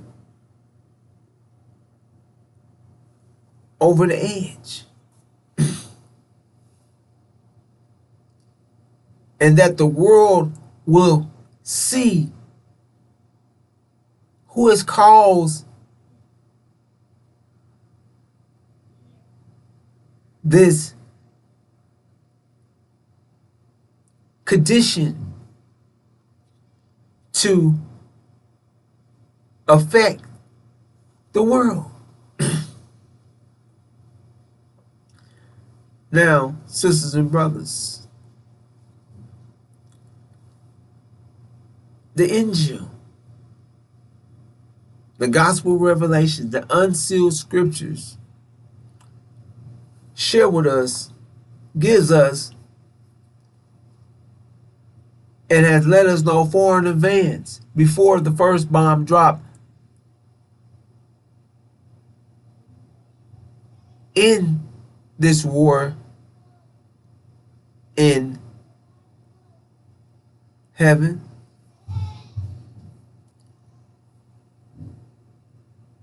gave us the characters of who will be in this war,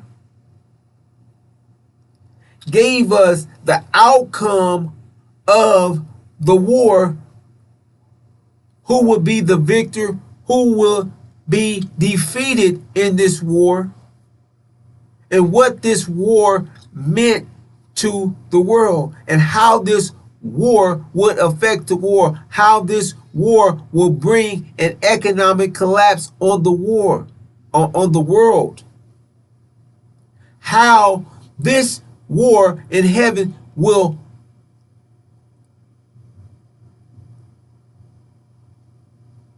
snatch the American dream off and under the feet of the original black man and woman in America, and bring this reality to a screeching halt, and all the lies, all the distractions of this world will be removed from the original black man and woman, so they can see what is the truth, what is reality.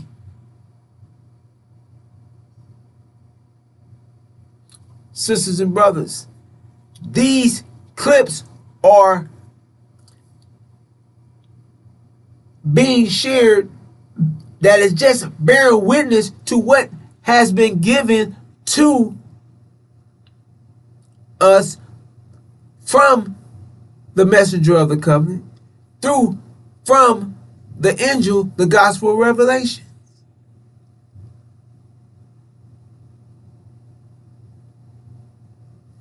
A detailed message from the scriptures, the unsealed scriptures.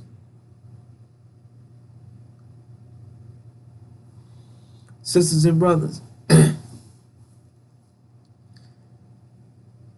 Scott Ritter shares that he don't know scripture.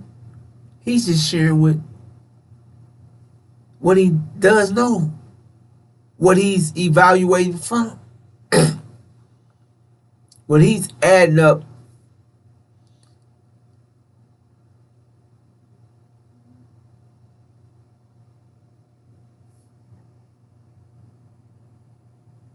from what he knows, and he's sharing with that Iran has already won.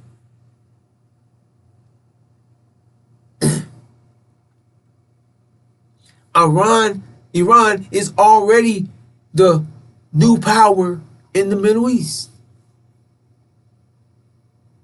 and that there's nothing that America can do.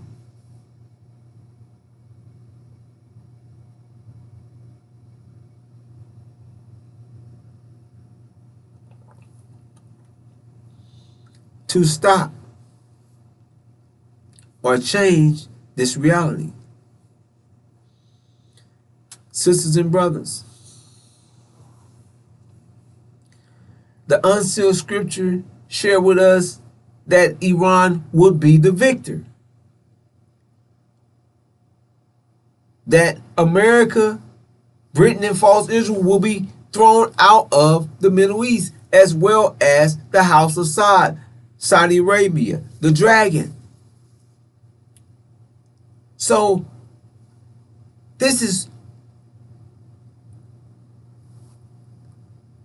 the truth, or the unsealed scriptures being shared with you. And these clips are just complementary to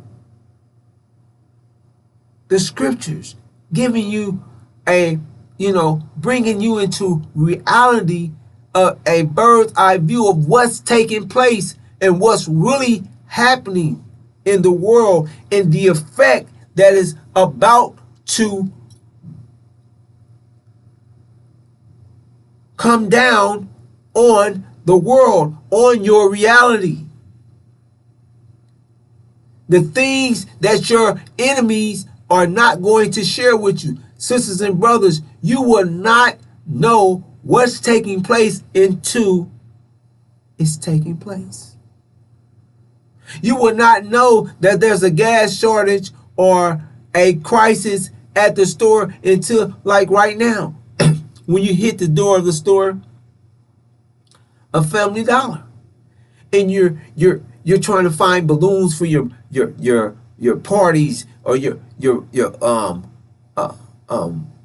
these days, these events, and we need the balloons, the helium, and you go to there, and the door, and it's a sign on the door saying, oh well, you can get the balloons, but you will not be there is no helium to blow the balloons up. Do you have any? So you will not know that there's a shortage until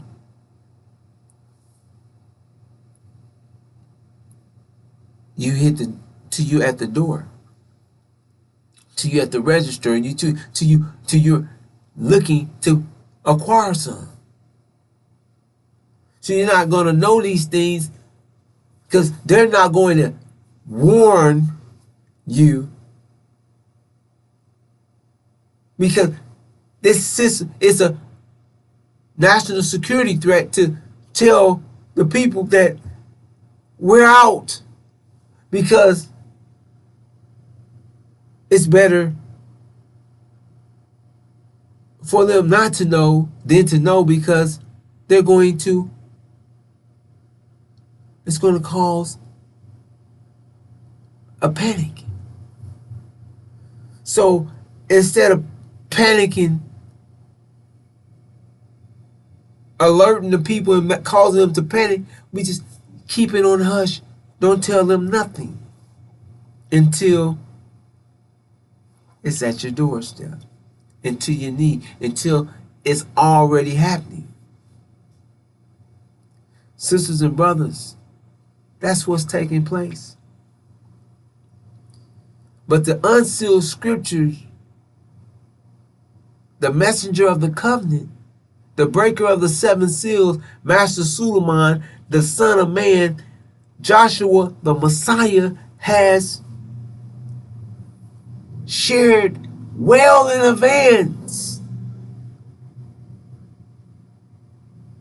with us through the angel, the gospel of Revelation, the unsealed scriptures, on what is going to occur. Prophecy has been shared with us that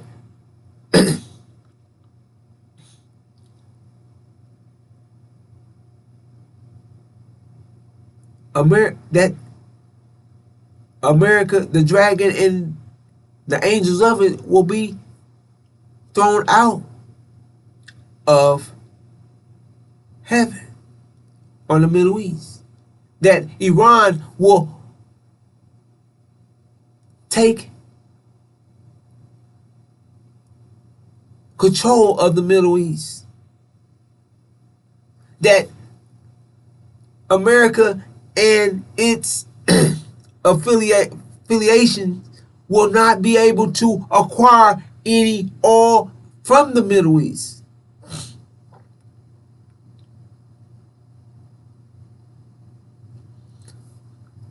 And sisters and brothers,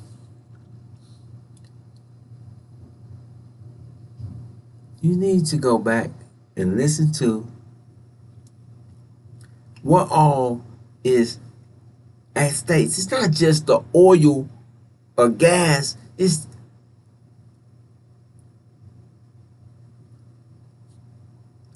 fertilizers, natural, other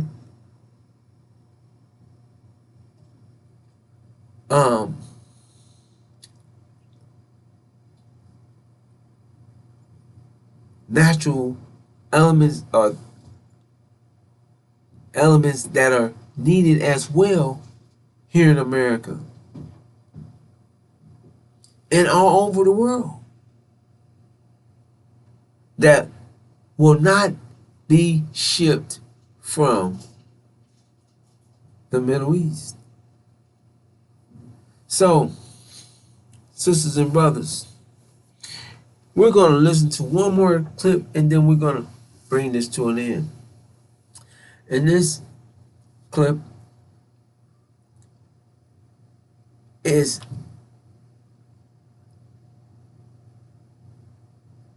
just going to bring a little light on how famine is going to affect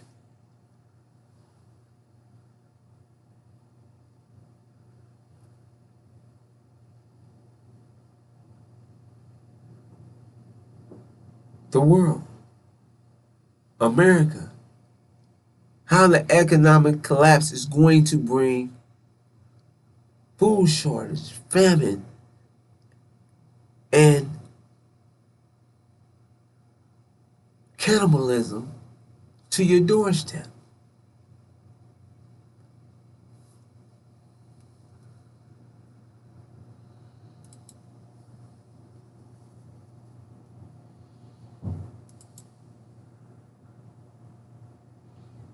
Which is going to happen.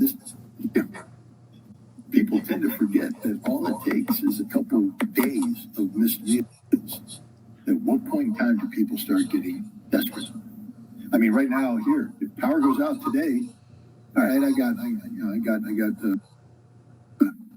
a refrigerator, or freezer full of food. Power's out. I got a generator. I've got enough stuff. I can run my generator for a week. Then that's out. Well, I don't know. I'll cook the food. But the food's going to run out. I got some canned food, but it's going to run out. My dogs and cats keep looking at me, meowing and barking, saying, "Feed me, feed me." Well, Maverick may become lunch because I'll be desperate. I'll go to the store, but everybody else is going to the store. Now, I'll drive to the store initially because I've got gasoline in my car, but eventually my car's going to go empty and there's no gas. So now I'm walking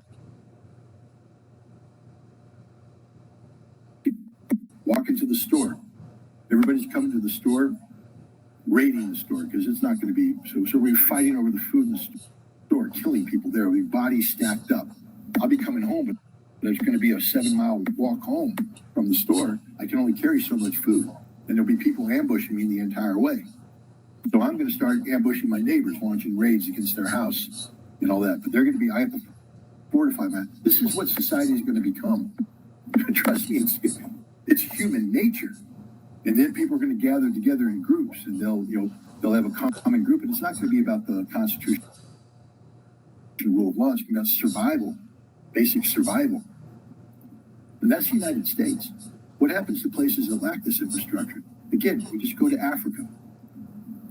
when food isn't produced, water isn't come out, people starve to death.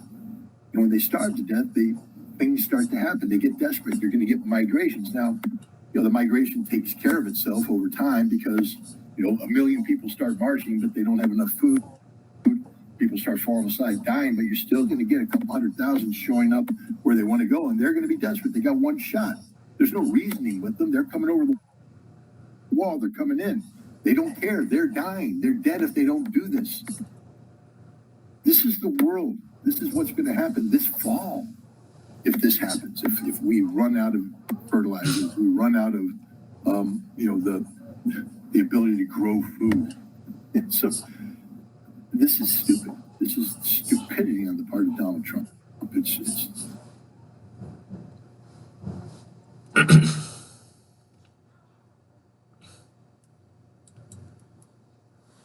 All right, sisters and brothers.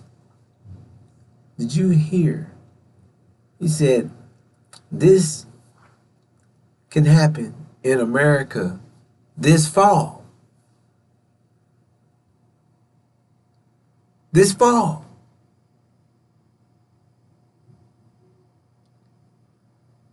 Telling you, what are people going to do when you don't have a meal, when you haven't eaten in a couple of days?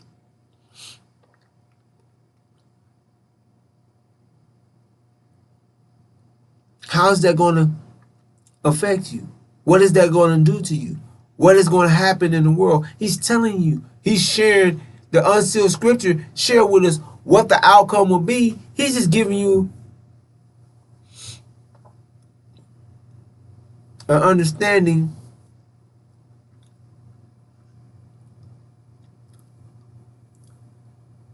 from his perspective of what he sees coming on America. And he said, this is stupid. This is ignorant. This is dumb. This is something dumb. This is the ignorant thing Donald Trump is doing or bringing up on America and the world. He's telling you, this is what's going to happen. This migration, this food shortage, this economic collapse, these things are going to affect the world. As you heard previous when Professor Morani said this is going to affect the world. This is not just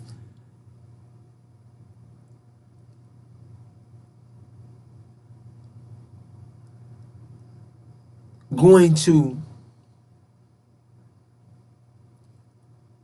affect the isolated area. No. This is going to change the world, affect the world, as the unsealed scriptures share. This war is going to bring an end. It's going to crush. It's going to end this reality as we know it. It's going to affect your reality, and this is being shared with you through the unsealed scripture. Now, Scott Ritter is saying that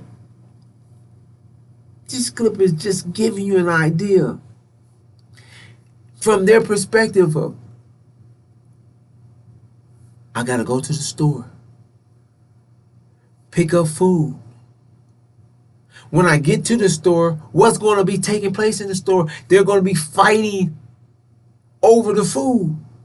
Bodies is going to be laid everywhere from people killing each other, trying to acquire the food.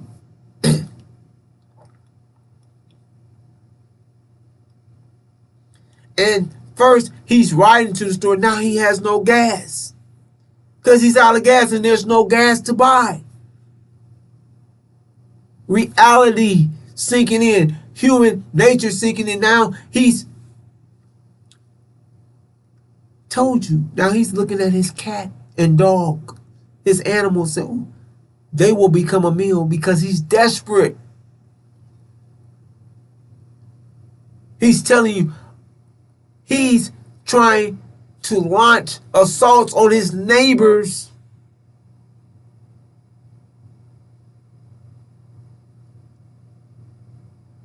because he's desperate. Human nature has kicked in his self-preservation, cannibalism. And people will be grouping up against others. The weak will be eaten.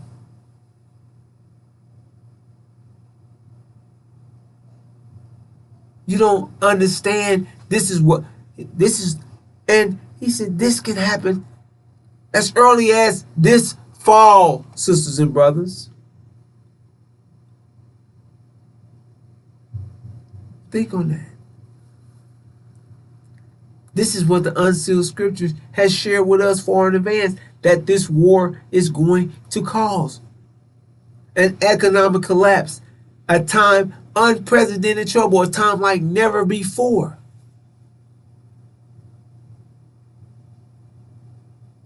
We're living in a time of unprecedented trouble, sisters and brothers, and you don't even see it coming. You're being blocked from every elevated place of the truth. From the truth. But the truth is being given to us from the messenger of the covenant. The unsealed scriptures has revealed to us what the outcome is and who we are, how we are connected to this. Now, sisters and brothers, bringing this to a close.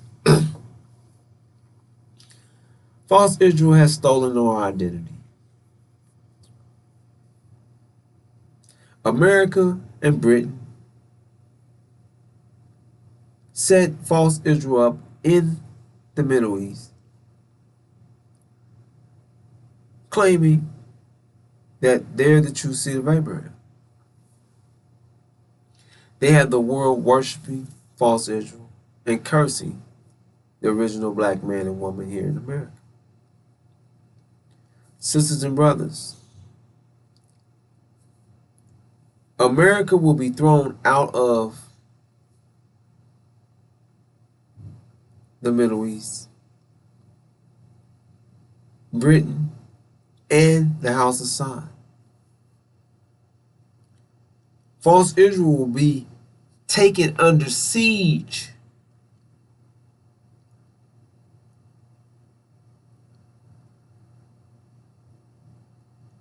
Surrounded by armies. America is going to attack all blacks when they're thrown out of the Middle East, before false Israel is destroyed. America is going to attack all black before we recognize that we're the true seed of Abraham, before false Israel is destroyed and that lie, that religious eschatology is destroyed with false Israel. That is going to remove that lie, that weight that is holding our nation down. America is going to attack all blacks to try to keep us from rising. America understands that we are the true seed of Abraham and knows that we are about to rise. And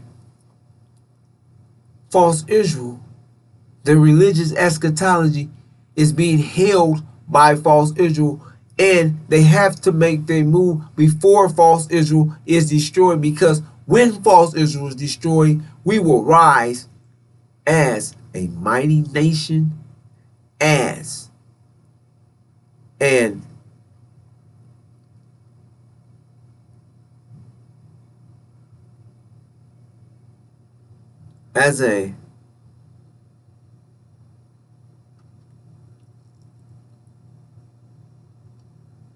I'll think of it as a mighty army overnight.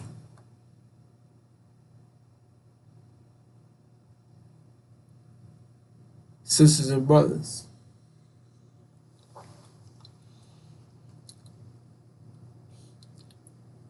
we are Abraham's seed. And we will know that, and the world will know that when false Israel is destroyed. There will be no doubt in the minds of the world who Abraham's seed is. And there will also be no doubt who America is.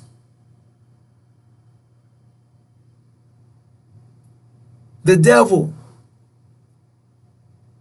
the nation that has afflicted God's chosen people, the nation that is being destroyed, that is under judgment, that the world and America and the world is under judgment, that this world is being taken out and a new world is coming in. In the time of the apocalypse, we're inside of the apocalypse, living out end time wars from the unsealed scriptures. And men's hearts will fail from fear of what is coming on the earth. They're going to be allowed to see false Israel's destruction.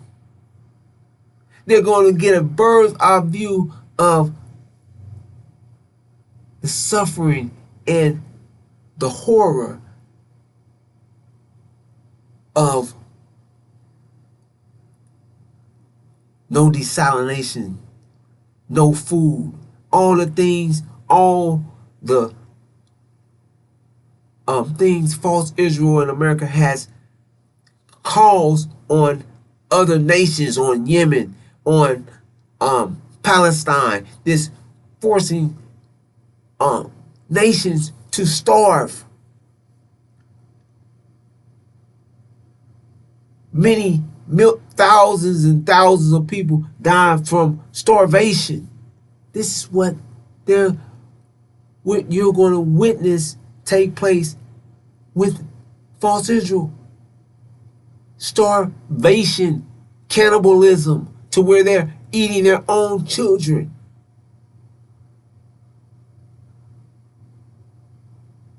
Sisters and brothers,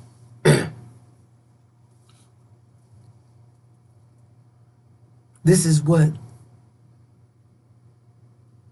the unsealed scriptures share with us is coming. This is the outcome of this war. However, sisters and brothers, we need to know that we have a way out. We have a doorway out of this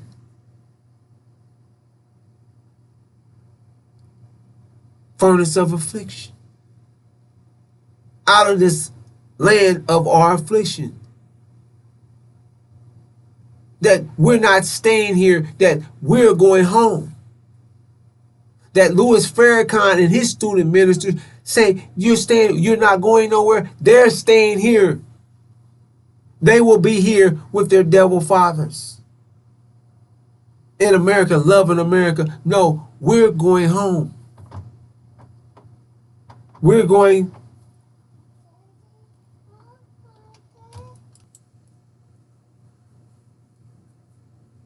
So when they say we're not going nowhere, they're calling God a lie. They're calling God a lie. Sisters and brothers, we will eat. The God, Master Father Muhammad said, he will feed us. We will, yes, we're going to go through, witness this time, this time of unprecedented trouble. We're going to walk through this furnace of affliction. We're going to walk through this time called tribulations. We're going to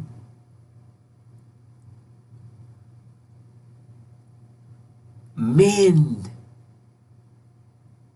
together as a one body, one people, one nation, one vision.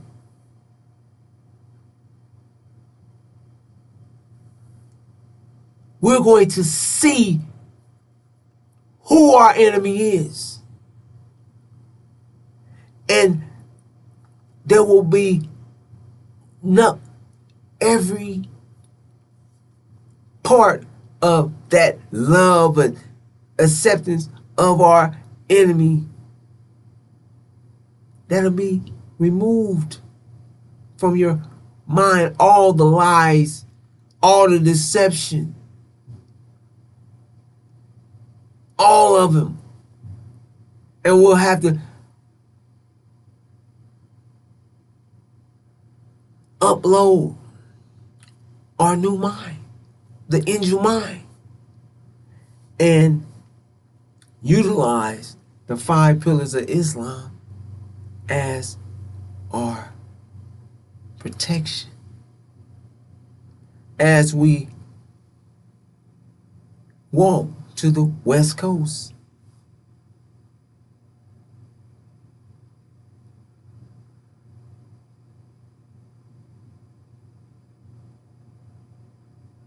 Sisters and brothers, to be taken to or to be extracted out of America and taken to our promised land. This is what is going to take place, sisters and brothers. This is what we're witnessing. This is what the unsealed scriptures is sharing with us. We are God's chosen people. This war, everything is directly connected to the original black man and woman here in America.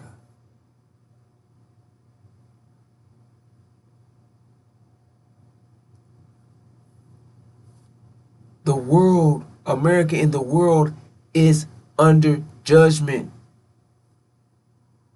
And the unsealed scripture gives us a detailed information on what is taking place and what is going to take place, sisters and brothers. These clips are just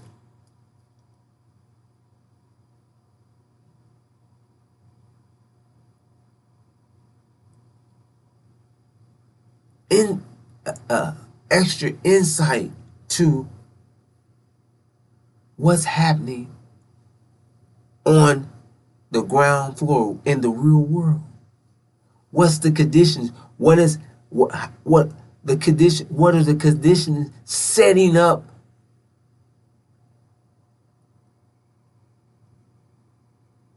the conditions that are being set up for what the conditions, the setup of the conditions are about to be in the world in the near future. These events that are taking place, the escalation of this war, the war in heaven, this is what the outcome of the war in heaven is going to bring on the world. And with that, sisters and brothers, I'm going to bring this to a close and greet you as I came. The war in heaven will bring this world to a screeching halt, an economic collapse, famine, cannibalism. However, sisters and brothers, remember, we will be successful. We are coming out of this land of our affliction. We are returning home to the promised land. We're not going to know. You got to get your mind. We're not going to have any wings, no halos, and the ignorance that you've been fed by your enemies, that you think you have to die, or you going to this place. You don't even, it don't even exist. So no, you never heard from anyone that's supposed to be there. You damn sure can't. You never heard back. So you sure don't know it's a war. If it's a war in that place, no, it's a war right here on the earth, in heaven, the Middle East, that is going to bring this world to its end. With that, I'm going to greet you in the greeting words of peace. Assalamu alaikum.